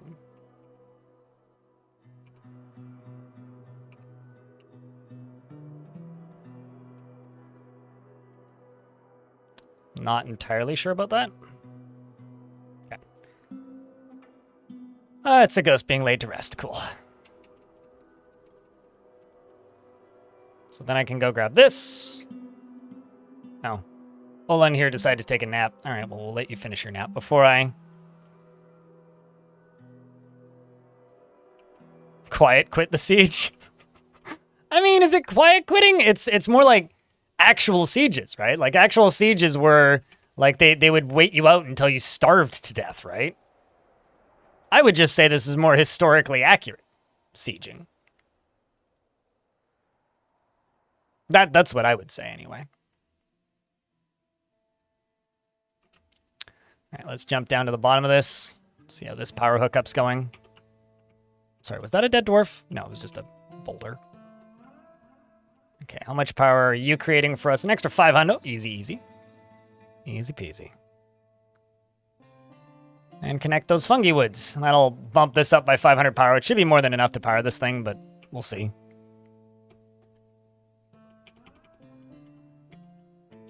The other thing that I need is I need power for these all the way up.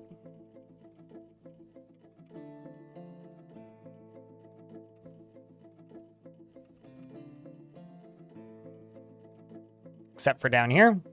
I need them to start on layer 2.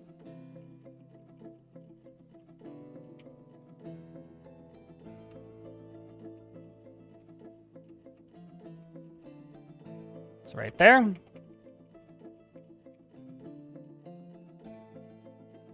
Because I need to distribute power all the way up.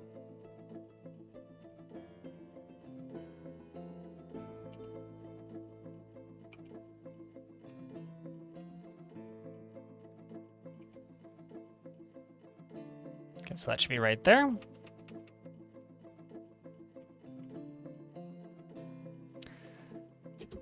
All right, let's unpause the game again. I still don't have a way out. That's funny.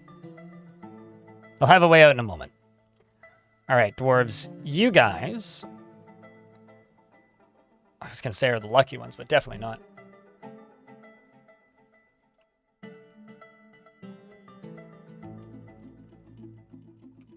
I mean, there's many historical sieges where it took years, if not days, weeks, months, if not years, to actually break them based on food storage.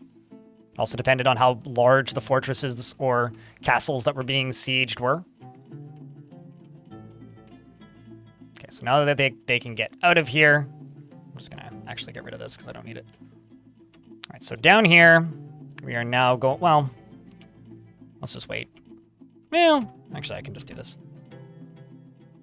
So now I'm going to begin building tracks. So it would actually be easier for me to engrave these, but then I'd have to engrave them the entire way, pretty much. Actually, no, fuck it. I will actually just engrave them. Looking at it. Let's just engrave them. I need them to finish... no, I can't, because there's dirt there. These ones I could, maybe.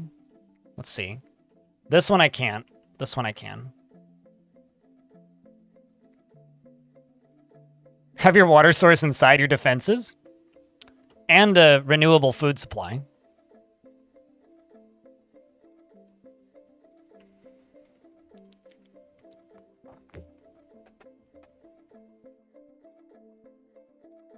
Yeah, I mean, reading about historical sieges is fascinating for this reason. So yeah, if they hit dirt at any point, I can't engrave these. I'm probably just gonna have to fight them anyway, potentially, but if I close the gate, I won't.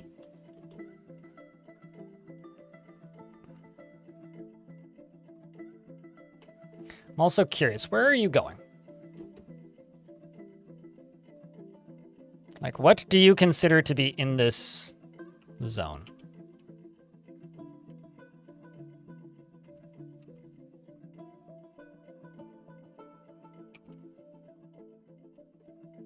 Apparently all the way out there. Well, let's just simply lock the door.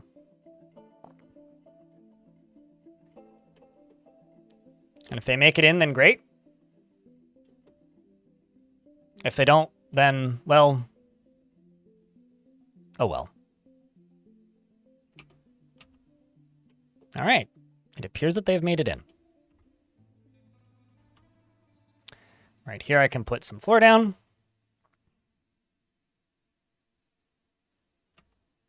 I don't know where that cow was going, but I do know that I can say that this cow is going to be dinner. And then I'm actually just going to go here and just say, yo, everybody just go everywhere for a little bit. Let's just have full access to the fort so that we can get this sucker done ASAP. Okay, so these two cannot be engraved, but these two can.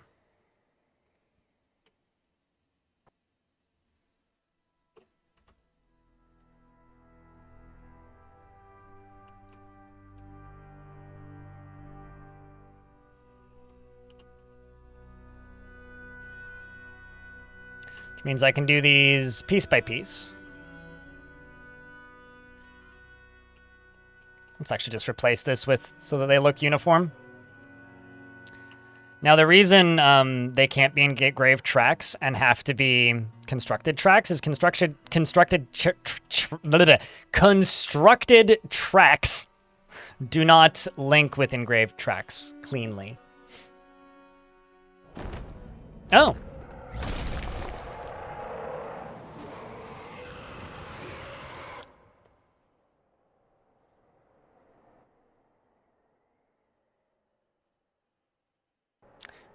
Yeah, no, the siege would only last for a maximum of 4... Well, sieges do kind of happen, though. Like, there's been many sieges in recent conflicts where armies siege a city, but it's more just, like, bunch of big guns park outside of city and then city flat. One could also argue that Gaza is under siege, based on your definition of sieges, but that's a dark subject to get into very quickly. So, the Hydra Guz... How do you say that? Steros Sunshen. Ifin. Has come. A giant dragon-like monster with 7 biting heads. Alright. Well, that's gonna die immediately to this siege, I think. Although, it seems to be more interested in the...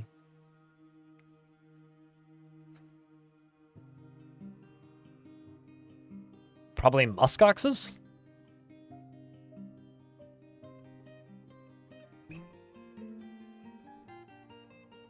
I would just say warfare is tough. Yep, it's more interested in the muskoxes. Oh my god. It's killed a singular rattlesnake in the kindled crack.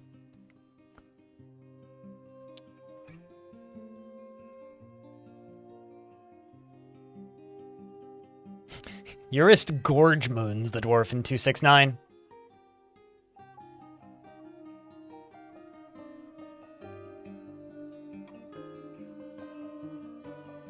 You want to see this fucker poke the Goblin Siege?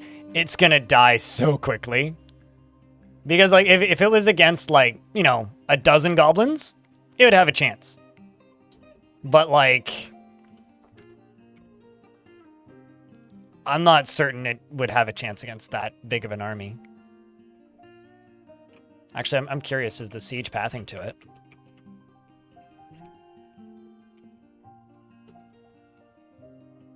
I wonder. Yeah, there's 480 of each of them. They're still entering the map. Yeah, this version of the game does that a lot. Unknown creature.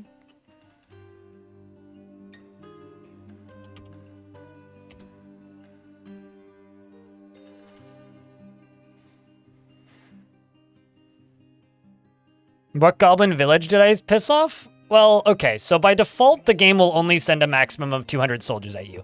I think it's fun to have bigger armies than that. Oh, no. What are you...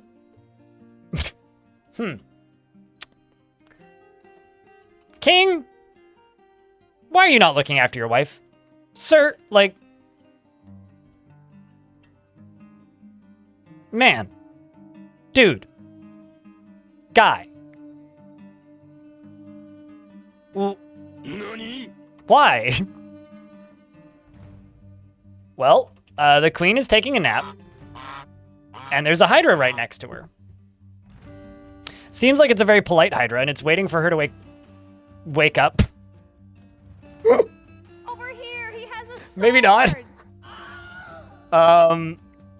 The clumsy Hydra bites the queen consort in the head, tearing apart the muscle, bruising the skull through the silk cap. The force pulls the neck, tearing apart the upper spine's nervous tissue, and an artery has been opened by the attack and a tendon has been torn. The Hydra bites the queen consort in the head, and the severed part sails off in an arc. Yeah, that happened.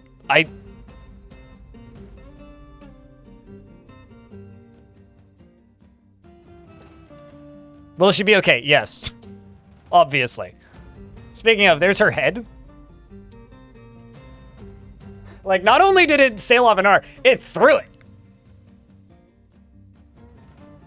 It's not a very well-trained Hydra. Is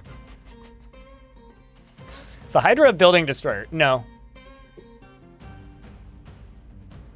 But it is like, it is the strength of 7 dragons duct taped together, so...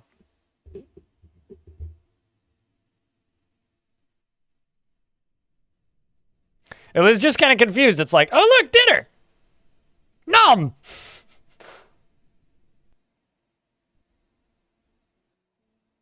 Man, that's a good bit. I'm glad that that all happened.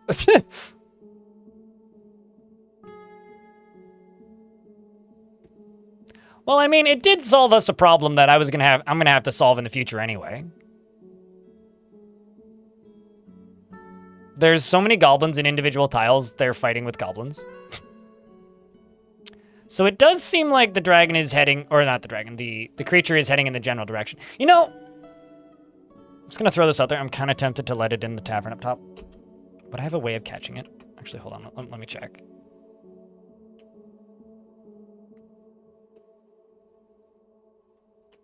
Okay, who's up here?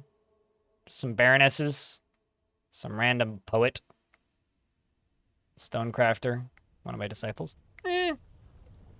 Okay, like, let's just turn all the burrows back on.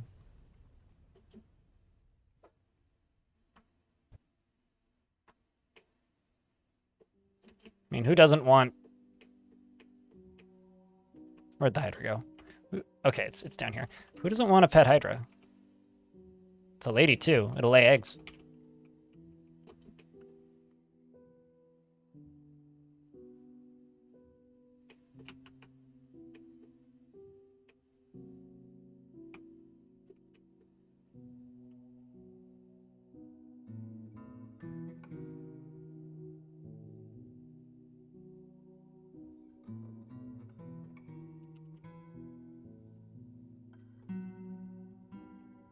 Ooh, actually.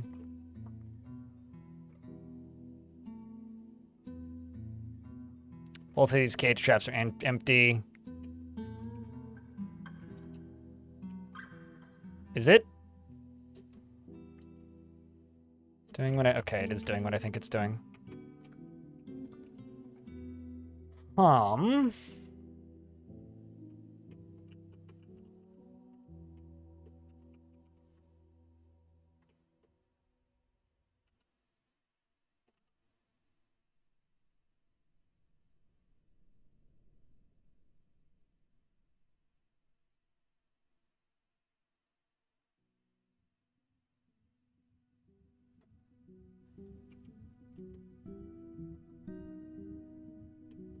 Never mind. I didn't even need to do anything. It just caught itself. Yes. Also, I just heard a really loud crash outside. I hope that wasn't anything important.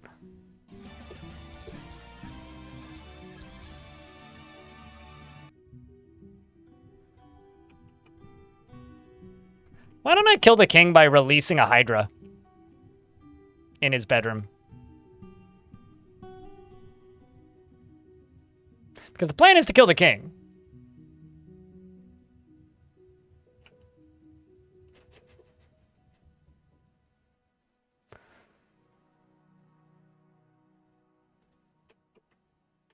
That is the plan.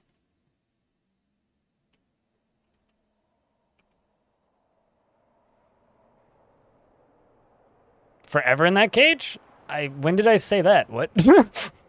When did I say I'm going to keep it forever in this cage? I didn't say that. I could. Well, that's a waste of Hydra. Now I'll use it for something. Just have to figure out what exactly. Something that suits it.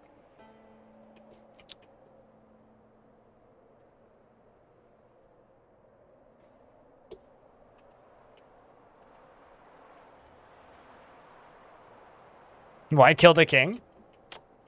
Exclamation point goal. Goal.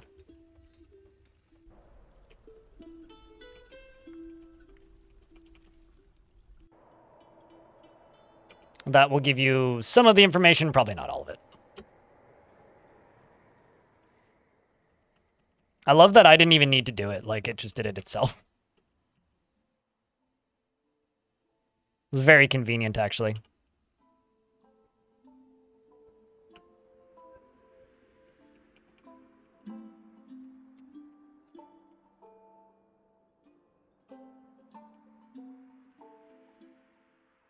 Okay.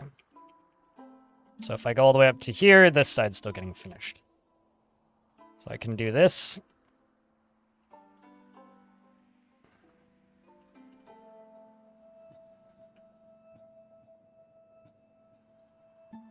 And unsuspend zones that need to be unsuspended.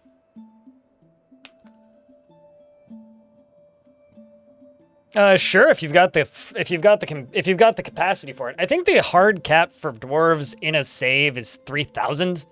But you can like just set the number to whatever you want. Like if you believe that your computer can handle that many dwarves, you can set the number that high.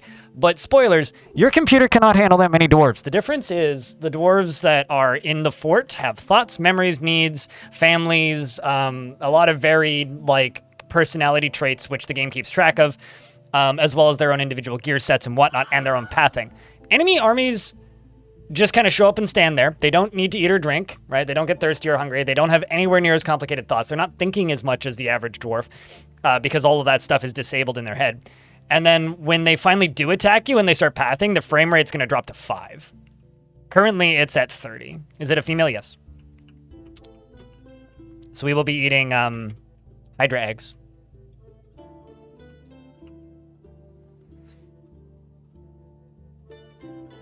So I guess like that's the thing that you need to remember is like it's not really the same thing. Could you? Theoretically. Can you? I have a Ryzen 7 7800 X3D. And I am running 30 frames a second with 170 dwarves and 1,000 enemies on map. Meaning if I had 200 dwarves, it would probably be running at like 20 frames a second. This game is kind of like Cities Skylines 1 in that, yeah, you can build a 70 plus tile city. It'll run at 5 frames a second, but you can do it. And it's the same thing with Dwarf Fort. It's like, it's one of those games that will perpetually run badly because no matter how much they optimize and make the game run better, like people will find a way to nerf the frames back down by like building it bigger. Like, as an example, that's why I told you what CPU I have. I never said I have a 16-core CPU. The like idea of games like this is you push it as far as your computer can handle it, and you're willing to tolerate, which is endlessly frustrating for me because people are like, when are you gonna make the game run better? And it's like, well, in version 47, I never imagined having more than like 130, 140 dwarves because it got unplayably slow. It was like 130 dwarves and like 100 entities on map was like 10 frames a second. So just keep that in mind.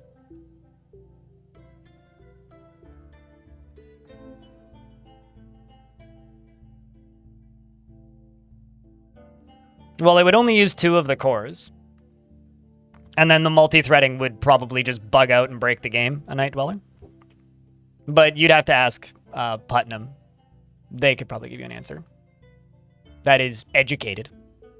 Aside from me, which is, I think the game would probably crash.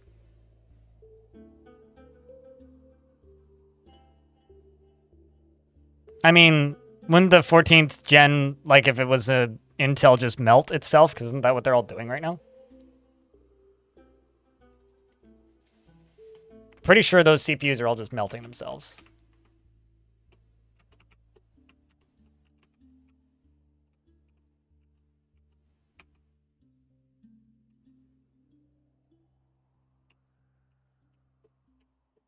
You also need to remember, I'm not really a computer hardware guy. So when people are just like, how would it run on this? My only response is, eh. Okay, so let's go up, up, up, up, up, up, up, up, up, up, up, up, up, up, up, up. Blink.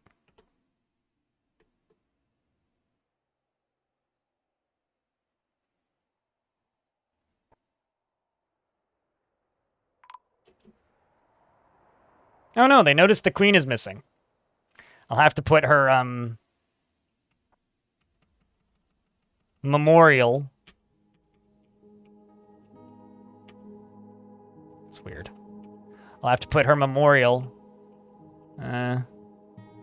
in the king's chambers.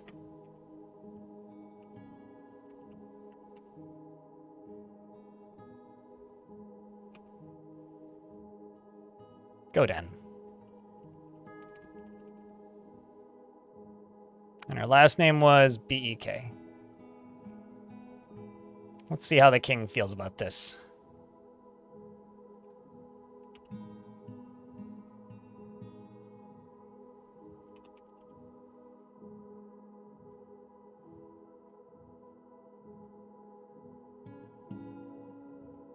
Bitter after getting into an argument, embarrassed after having no proper room. Well, I am working on it.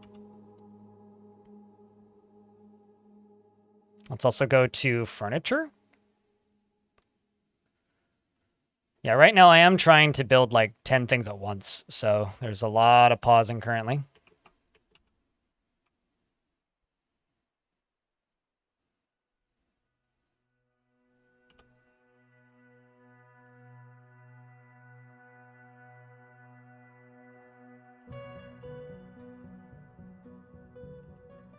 And then that's getting built slowly.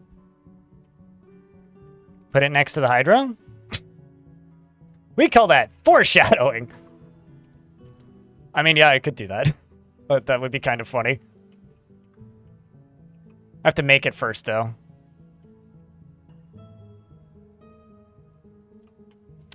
Okay, so all this construction is now getting done. 70% of the time that you're played, you're playing your paused? Yeah. King, what? Yeah, pretty much. Also, no, I mean, the Hydra is the king's pet, obviously. The king wanted the Hydra.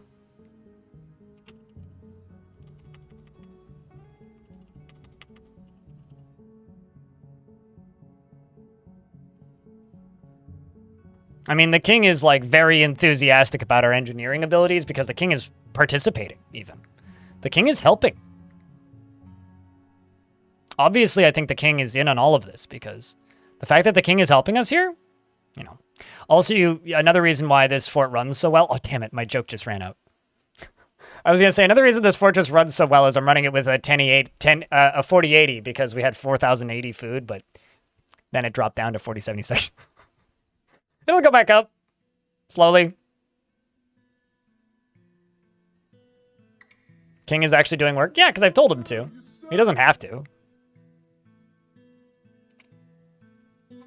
King is also running around with a god metal crown, a god metal necklace, and a god metal whip.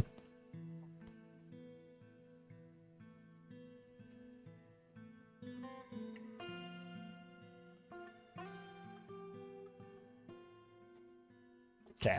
Queen's Memorial is done.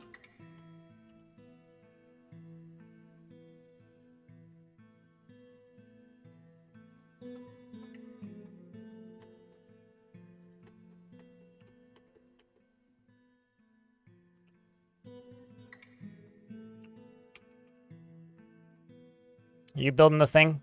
Nope. Someone's got to be building the thing. This fortress is very inconvenient to navigate. Sometimes I make really well laid out forts, and sometimes I make forts like this one. All right, so I need buttons.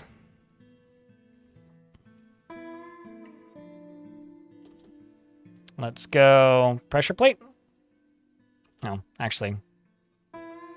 I require these first. Let's see, did we go all the way down? Okay, so plenty of stuff has been forbidden.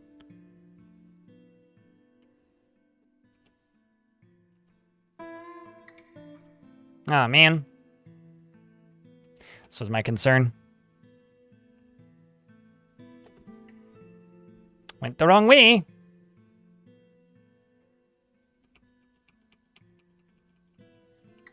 Just making sure the rest of them went the right way. Yep, just in one spot. Fortunately, not too hard to fix.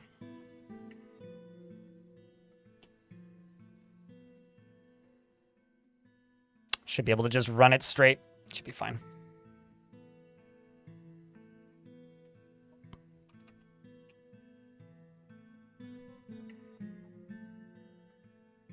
It's all plausible deniability. I don't know about that.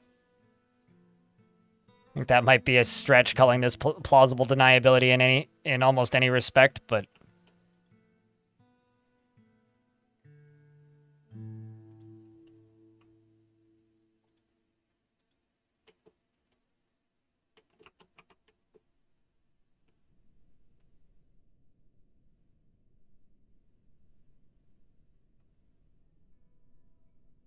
okay, so let's go up to here.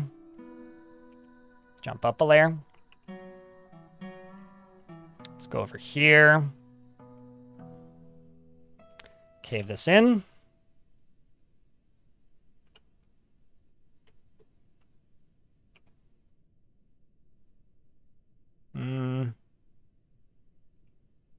Yeah, actually, let's cancel a chunk of this. It runs on Mac if you run it within Wineskin. It obviously doesn't run natively, and the Mac version that was originally promised, which they shouldn't have promised, has been indefinitely delayed. What's actually kind of interesting is there was like one person that I saw in the comments of the video where that announcement was made that I uploaded, or the video covering that announcement. There was like one person who was like viscerally angry, and everybody else is like, yeah, it makes sense. So that part kind of felt good. Yeah, this is gonna need a lot of mechanisms. A lot of rock mechanisms, holy shit.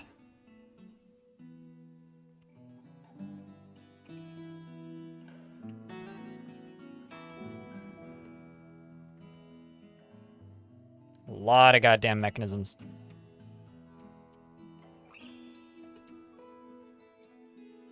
Don't buy a Mac. Anybody who's using Mac for gaming should know what they're getting into.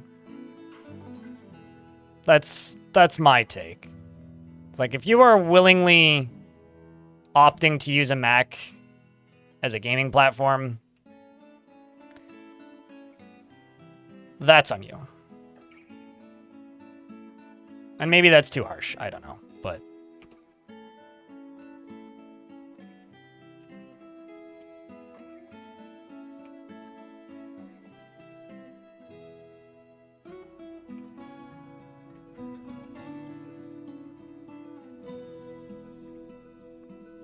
are you biting it too hard, Rylise?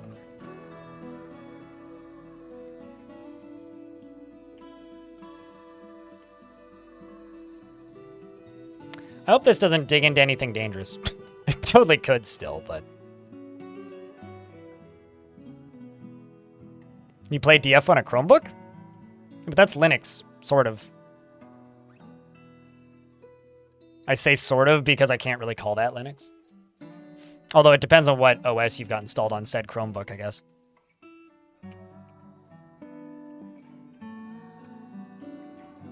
That can't run great, though. Chromebooks don't have exactly the best specs.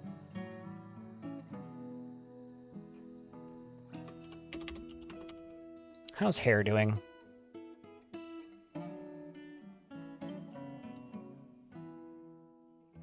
There's a naked dwarf running around. Are you getting new clothing? Really hope you are.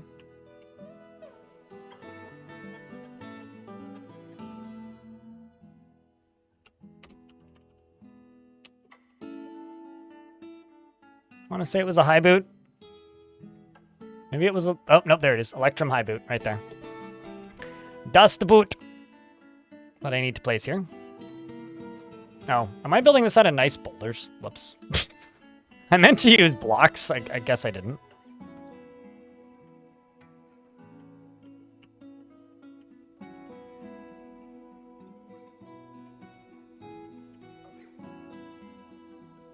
What's that connected to? This?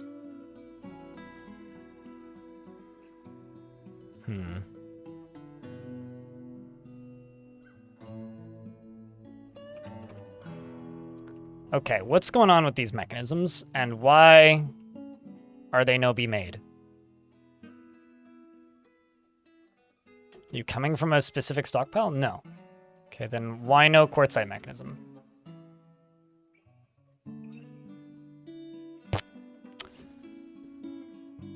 I guess I just don't have enough quartzite. Do I have other magma safe? Is orthoclase magma safe? Like, do I have another magma safe rock around? I always forget what is and what isn't. Basalt is, andorite is, bauxite is, chromite is, gabbro, duh. Elamite is, mica is. How much andesite do I have?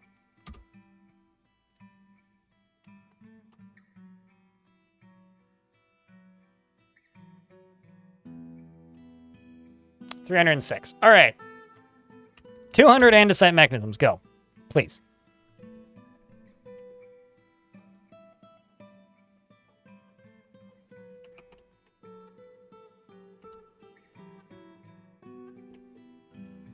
Holy, frame rate's so slow.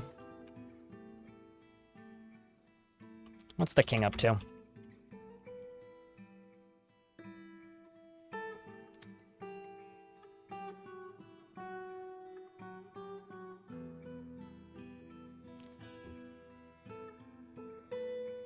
There's a Linux layer you can enable. It's just for light messing around when bored. Gotcha. Yeah, I mean, you could totally play adventure mode on a computer like that with low spec.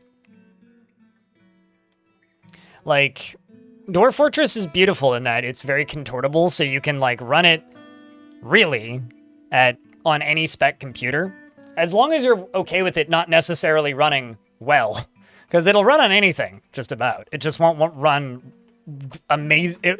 You can never push it to the absolute theoretical limit, which will perpetually bother some people. But like, if you're sane and understand that that's not really how video games work usually, you can still get some really awesome things out of it. Man, I am too used to the odd realm hotkeys that I've been using for the past like week.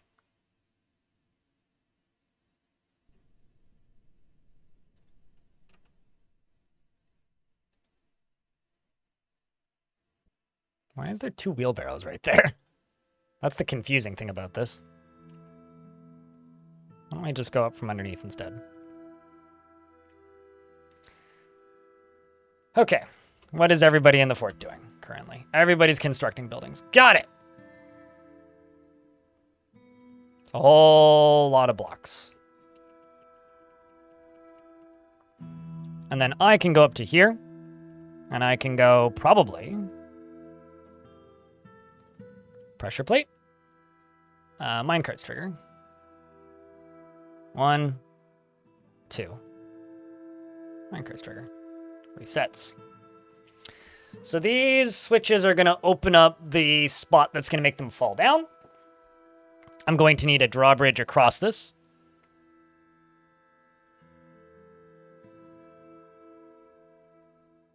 Drawbridge should be made out of something that's lava safe, so I'll say obsidian to stop them. And then we're going to have to put rollers, rollers, rollers, rollers. And this has an extra 1500 power. Then I'm going to need to make mechanisms go all the way up these. I'm going to have to make rollers all the way up each of these spirals, and then rollers along the top. I'm going to need rollers along the bottom down here. And I'm going to need to fill this up with lava. Those are the things I'm going to need to do. So if we do the rollers down here first, then I can fill it up with lava and go from there.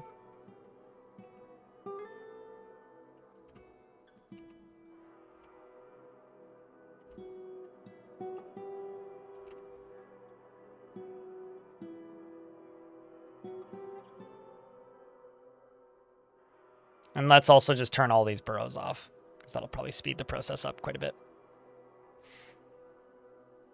Uh-oh. That's going to be bad. I'm going to have to do a whole lot of work to seal off these caves soon. I'm also going to work on this.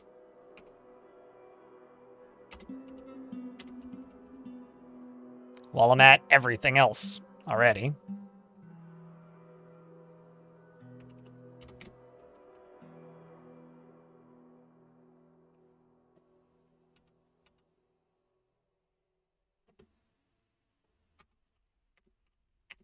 Because just in case you thought I was overworking these dwarves too much, well, have I got a surprise for them and you, possibly.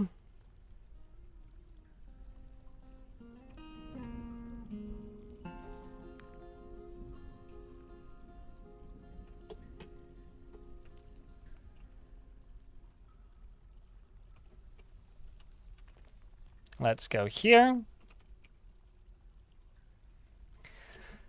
With whatever is close.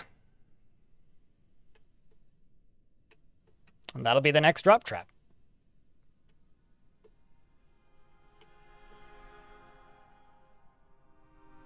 You know you had a tab open somewhere, you just can't find it?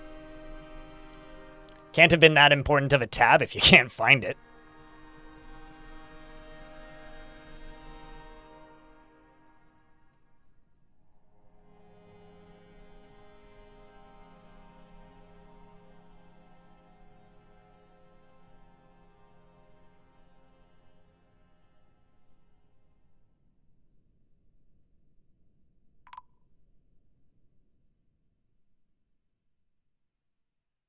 Awkward. Lycott the Disciple has been found dead. JJ's also in the hole. And also unconscious. And also drowning. And... I mean, maybe I can cave that in? I think I actually lost 2 dwarves there. Because there's an iron pick in here. If they can dig through this, he won't drown. Oops!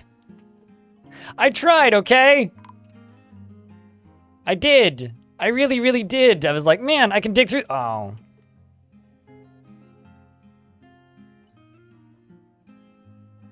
Scribd, thank you very much for checking out a gift. It's greatly appreciated. Thanks for helping pay the bills of this channel. Also, I completely missed Perennially Curious. A new subscription from 45 freaking minutes ago. Also, Stormwolf requested a dwarf. Why didn't y'all tell me? The hell? Stormwolf, you still here? I need to give you a dwarf, apparently. Anything temple related. Because I was busy. This is true. But when am I not?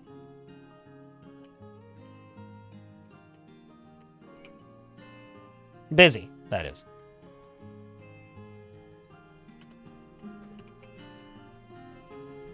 But you do make a valid point. I have been very busy in today's fort.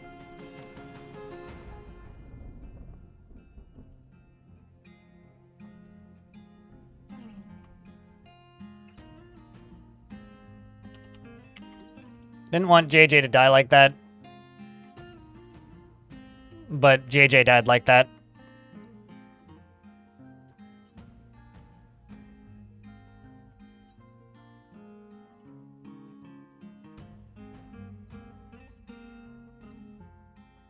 Still wild to me that death doesn't work. Like, tell me who died.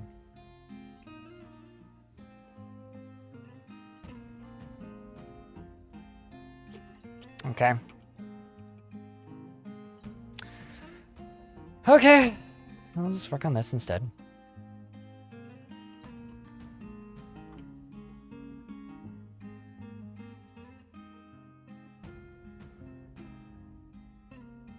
Let's see, is Stormwolf in the Discord?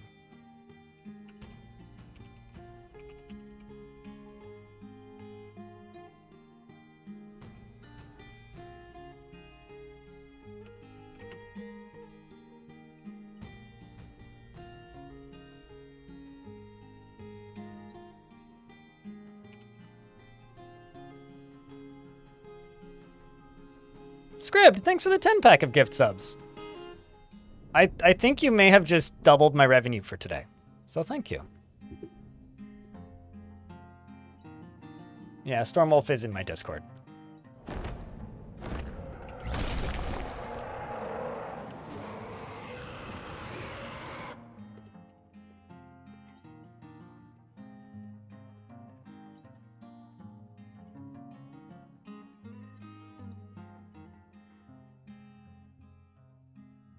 I sent them a DM about it. Forgotten Beast, Usu Ino. Omusuth has come. A towering feathered newt. It has 2 stubby tails and a bloated body. Its Prus feathers are long and narrow, beware its webs. That's both kind of scary, but also kind of awesome. I'm not entirely sure it can get to us. But seriously, thank you, Scribd. Like, that means a lot. Like, welcome to the channel, and thank you so much for the gifts. It really does mean a lot. It's been a slow summer.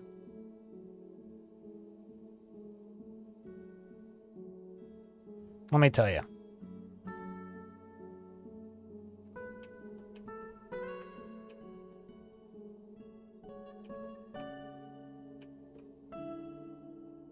I found devilish potatoes blood.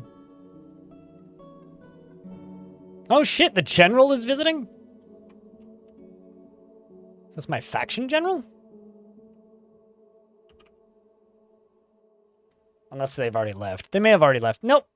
Meng the general. Yeah, this is a faction noble. Oh man! They're one of us! Shit. I must let you in. Let's open up the back door. Because they're a member of the Dead Communion.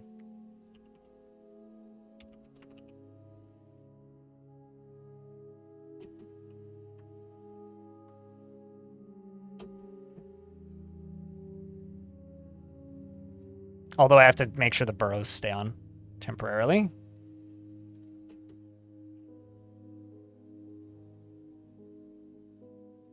You got a nice bonus and you felt like sharing? Well, cheers, dude. Yeah, my revenue in the summer, especially on Twitch, tends to drop by about 30 to 40%. For YouTube, it's just ads get worse. But for Twitch, it turns out a lot of the people who watch my streams are grown adults who have families. And when you have families, they tend to stop watching Twitch so much because kids get out of school and then it takes a while for people to come back. Also, this is an interesting kind of plot twist. The general, her eldest daughter, was the king's wife.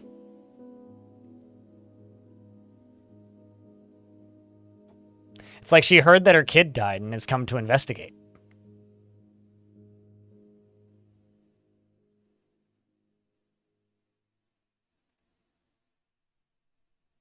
But she is a member of the Dead Communion.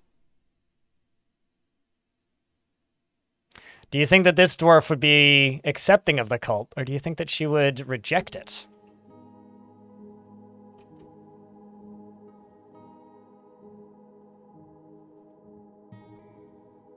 I think she'd reject it.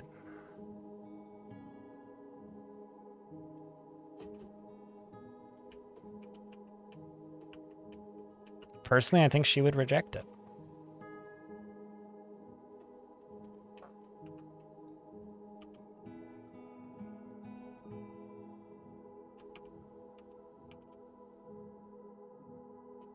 I mean, there's a great siege happening. All right, so this... I'm going to allow guests into this shrine. Shinobi has been missing for a week, hey? Did I accidentally, like, off a Baron? I think I did. Must have died in that cave-in.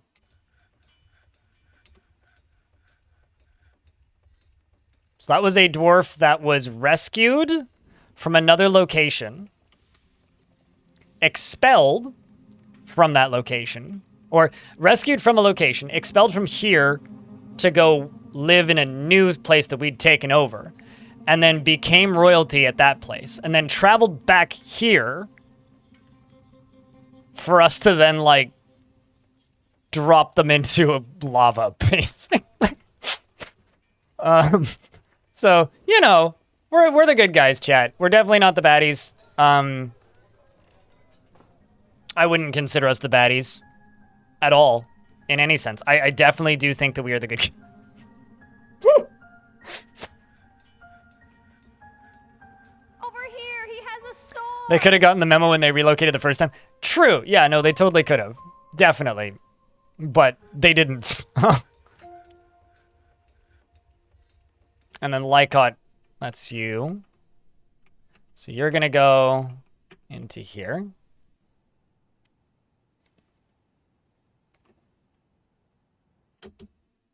I mean, JJ, sure.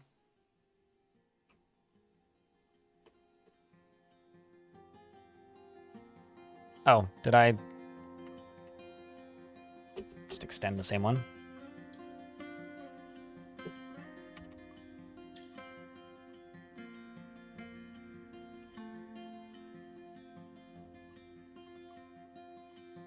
Why do I keep doing this? I know how this game works.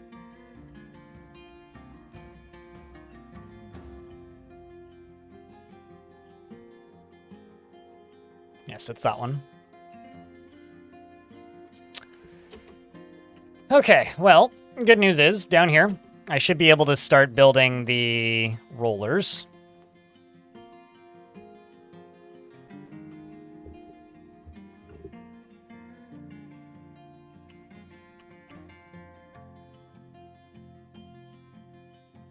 Which is andesite and iron. I just can't have any of these things catching fire. Yes, all I have is iron.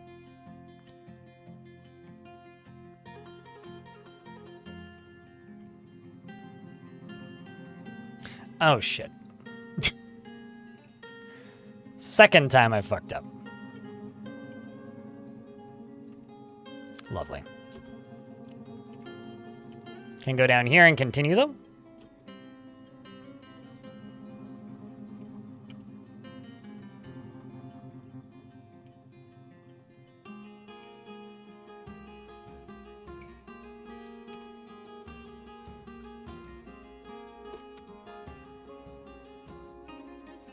Horizontal axle over to there. Do I have nether cap? I do. I've got 16 of it. Because that's going to need to be under lava.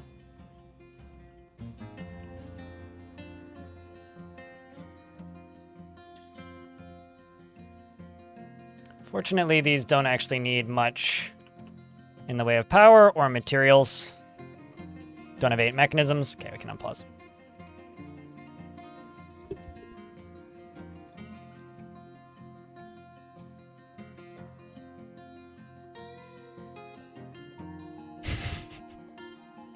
You through the ads yet, Ilmirin? Even if it did, I wouldn't use that. I think that, I mean, there's tools out there that let you do that. Summer Blub, the best example would probably be Dwarf Therapist. I find that to be, like, too much information. For me personally, the reason I don't use any of those tools, and I've explained this a billion times, but people will always ask me, is purely because I like to have to go digging into the dwarves to find things. It's slow and it's tedious sometimes, but it's part of the game that I genuinely enjoy. And so that's why I don't use them. But if you're looking for a tool, I would say probably Dwarf Therapist. It would be your go-to there.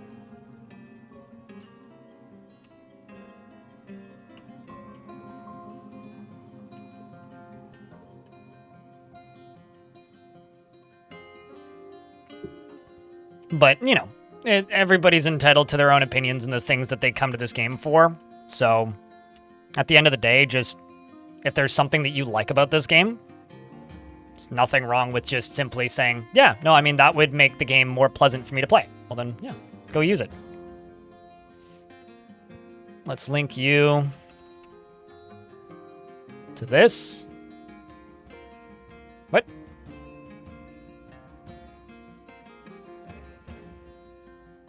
Why is that canceling? Item inaccessible. Oh.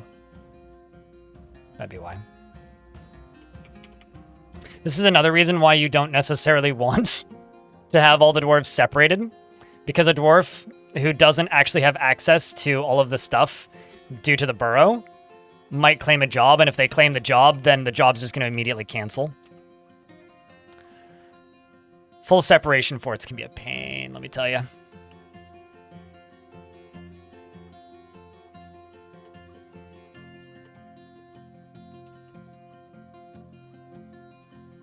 Okay, so let's check this. See how this side's doing. Aside from the canceled stuff and that not being done. Let's go through here and just do this.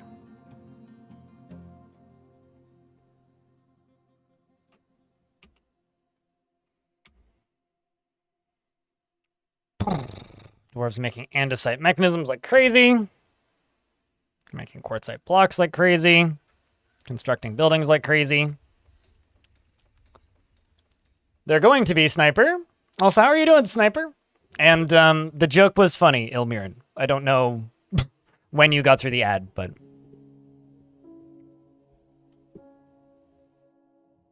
Also, how you doing, Sniper? I see you in the YouTube chat, too. I just don't generally respond to the YouTube chat.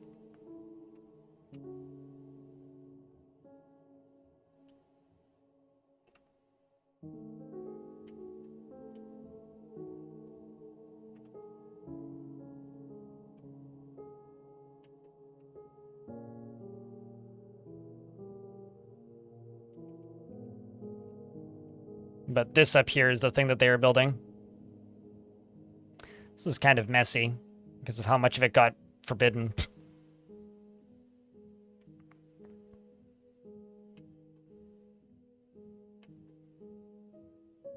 Because, like, I can't just do this.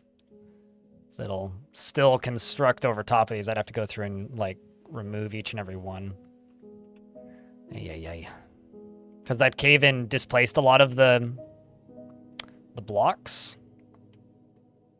But it's okay. I can still drop it. Just have to do 2. I am okay. It's been ups and downs. It's been a slow, long summer. But, you know, is to be expected at this point. Summer's had its positives and it's had its negatives. I've had some good weeks and some bad weeks. This week has just been weird because I'm trialing new sleeping medicine, which is helpful, but at the same time, not. That's the way I would put it. Yeah, I'm okay. I hope that working on a boat all year wasn't too far away. But water on Mars was announced in the whole ocean of 12 miles under the surface. Wait, really? Like, actually? Like liquid water? Or is it frozen? Super effective. Liquid water. My God. Archer towers are very effective, yeah. That's cool. Problem is getting there. Well, here's the thing. I've got no interest in us going to Mars. I just think it's cool that it's there. Like, just it being there is enough for me. What? Who says it's not a problem getting there if you just, like, have absolutely no aspirations of needing to go to Mars? Because, like, going to Mars would be a complete waste of most of humanity's brain power. But that is crazy, yeah. When was this announced that they found that? And as far as aliens go, probably not like, you know, humanoid gray boys, but I wouldn't surprise... Like, I've been saying this for years. It wouldn't surprise me if there was just, like, you know, little single-celled organisms or something on one of Jupiter's moons. Just underneath those frozen spheres of water. Those little tiny extremophiles or something. That wouldn't surprise me at all. But alien is alien. Or like, you know, something that could get us horribly sick. The probe that they landed there to listen for seismic activity has found pockets that distort and echoes in a way that says liquid water.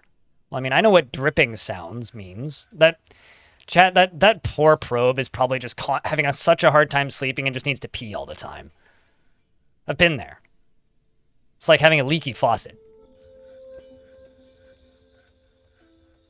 Yeah, no, exactly. Well, they said 12 miles, right? That's pretty far down.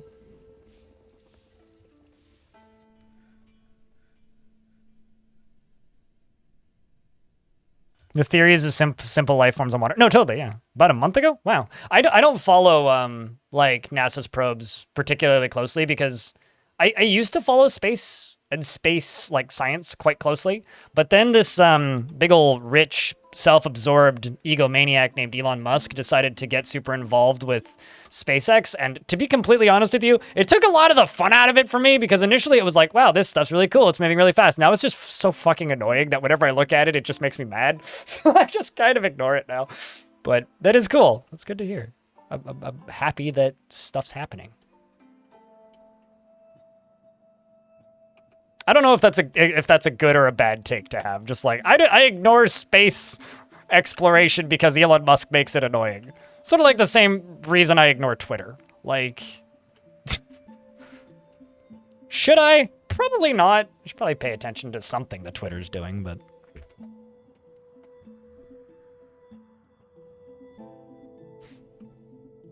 I think everybody who has been active on the internet in the last decade at some point was amused by Elon Musk's memes.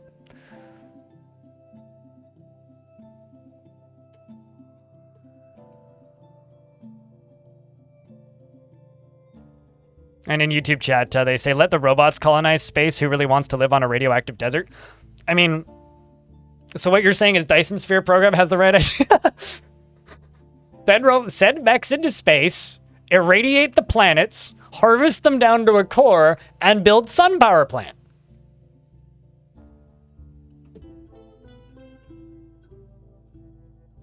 I mean, why not instead of being an Elon Musk fan, you just be a Snoop Dogg fan, Creed?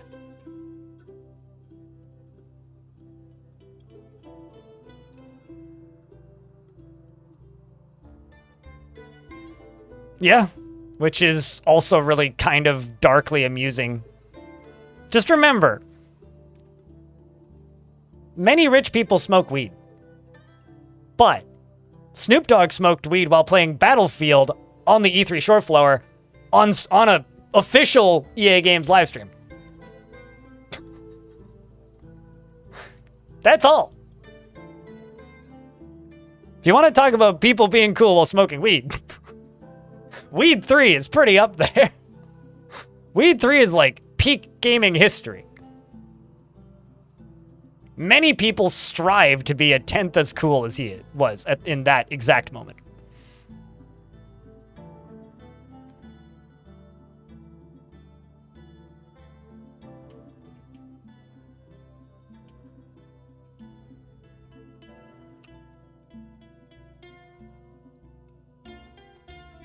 If I dig underneath this and put a support there and then dig underneath this, I can get both of the gems out.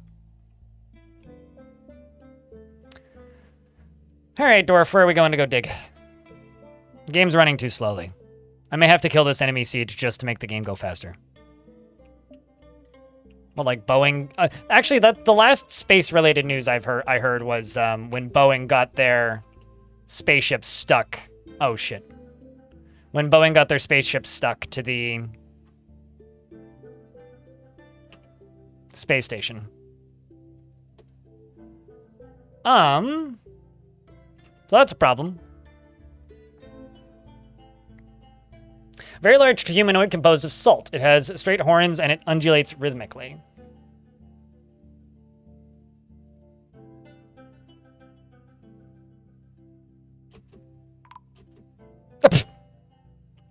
What even? Okay, so it immediately killed Oz and then exploded. Okay, the potter strikes it with a pick, and the severed part sails off in an arc in the left foot. Okay, then it kicks the potter, gores him, and then the clother strikes the salt specter with an iron pick, breaking away the tissue. So this dwarf just one-shot it.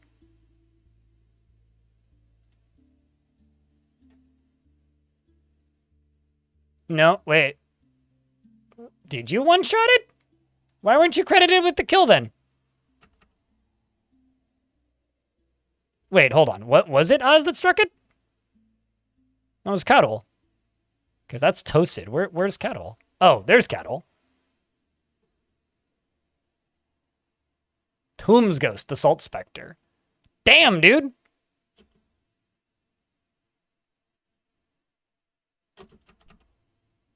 That is impressive.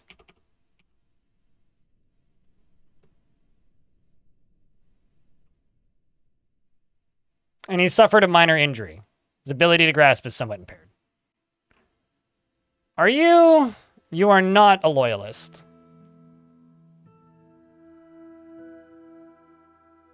Man, that... Well done there, Dwarf.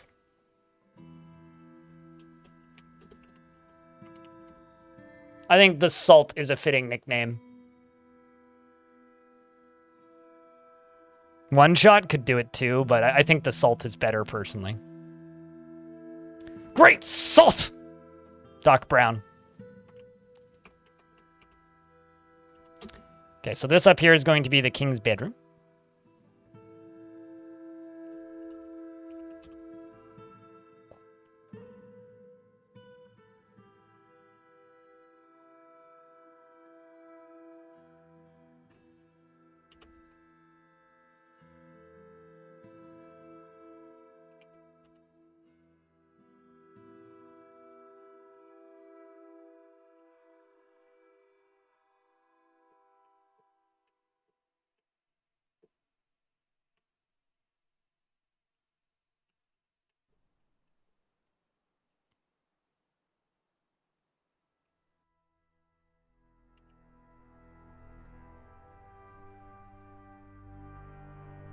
Where did that dwarf go?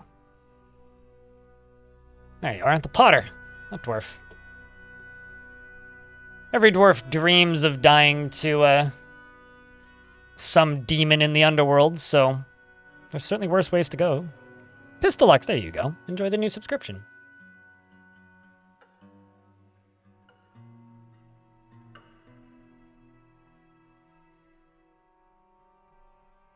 But yeah, chat, if somebody does request a dwarf and I completely miss it, just please yell at me. Just please keep adding me until I deal with it, because I've missed like 2 recently and it's bad. I need to not. Okay, let's go here. Link this. Link this. Go on to the next one. There's also an artifact that just started. Link this. And link this. And the bottom one, link this, and link this. These are getting constructed slowly.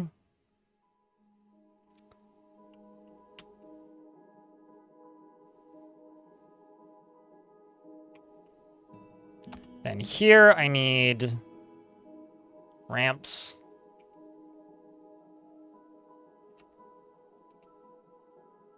And then I don't need a ramp there, but I do need a ramp here.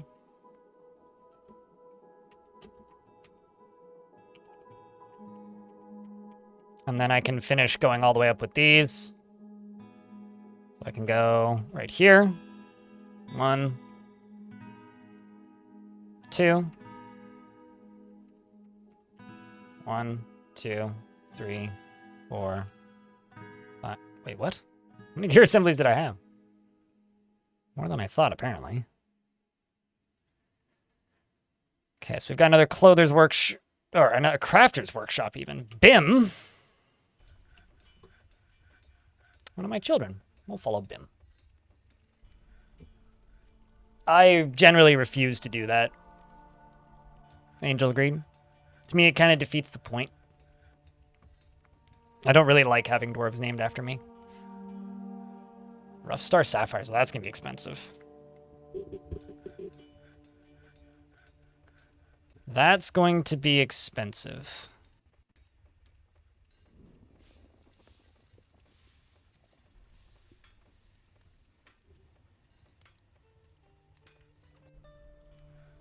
How big is the embark? I think it's 5x5.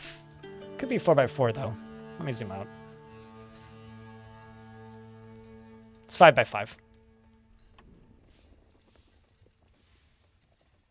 Because kids can make artifacts. Dwarven children can make artifacts from the second they can walk.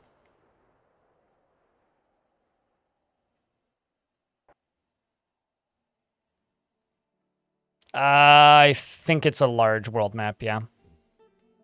I'm pretty sure it's a large region. Although, I generated this world a long time ago. So it's been a while. I've been playing this same world now since April. So, you know, it's been a bit. It's been the better part of a year at this point.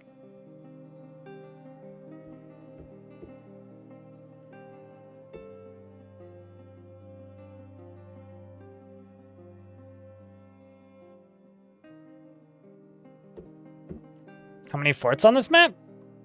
It's like 7 or 8 or something. I mean, like, we did Fire Orb.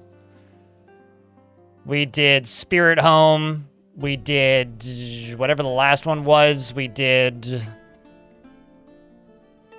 I mean, Godly Tombs, obviously.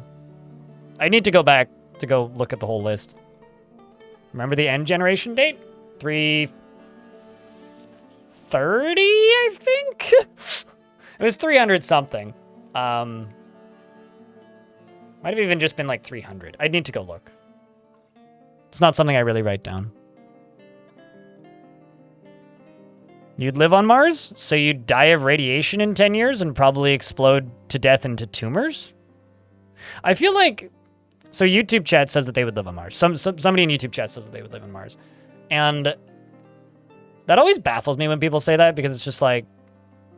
So you would willingly die a horribly painful death and never see anybody that you knew on Earth ever again. And you would...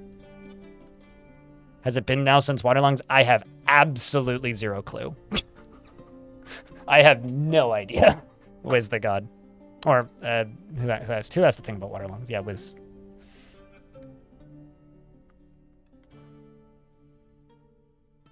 Or like die because your bones become too brittle because you are in too low a gravity for too long a period of time. Yeah, I don't understand people's like obsession with moving to Mars. I think people just watch like TV and see that stuff and then go, man, wouldn't it be cool to do that in real life? And it's like, I don't know. I don't think that works that way, but I mean, hey. Just don't be human. Well, I think most of us in chat here have already failed that. Shoutouts to all the puppers watching.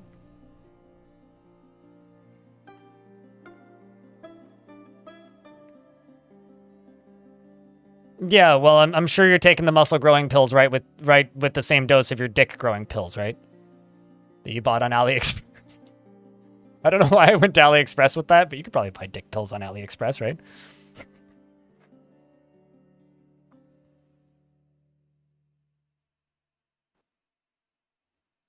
Yeah, I mean, as somebody who's been on again, off again, depressed for a very long time, yeah, I mean, there's obviously like the desire to go and be elsewhere, but special. That I don't. Okay, what's worse, AliExpress or Temu special if you're buying dick pills? I feel like you're less likely to die if it's AliExpress, but I don't think either of them would work. You gotta stick with like the known like reliables for that, you know, like. I don't even want to say the guy's name because he is actually just a terrible person. But that one porn star I saw in an airplane once.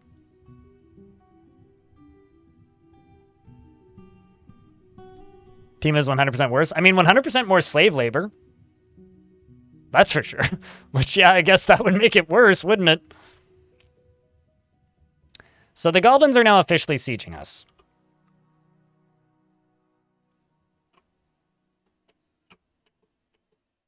Which is why the frame rate's so bad. I'm going to turn on all of these burrows. I'm going to go lower this.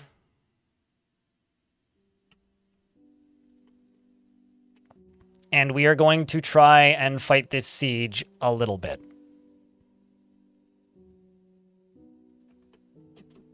Wish me luck here, chat. Because I'm going to need it, I think.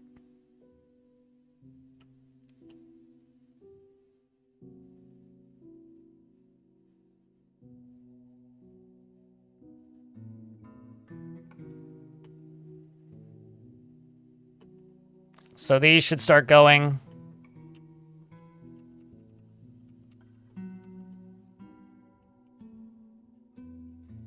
Let's see, where are the goblins at this exact moment?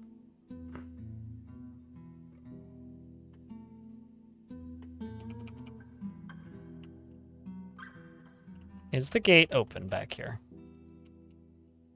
No.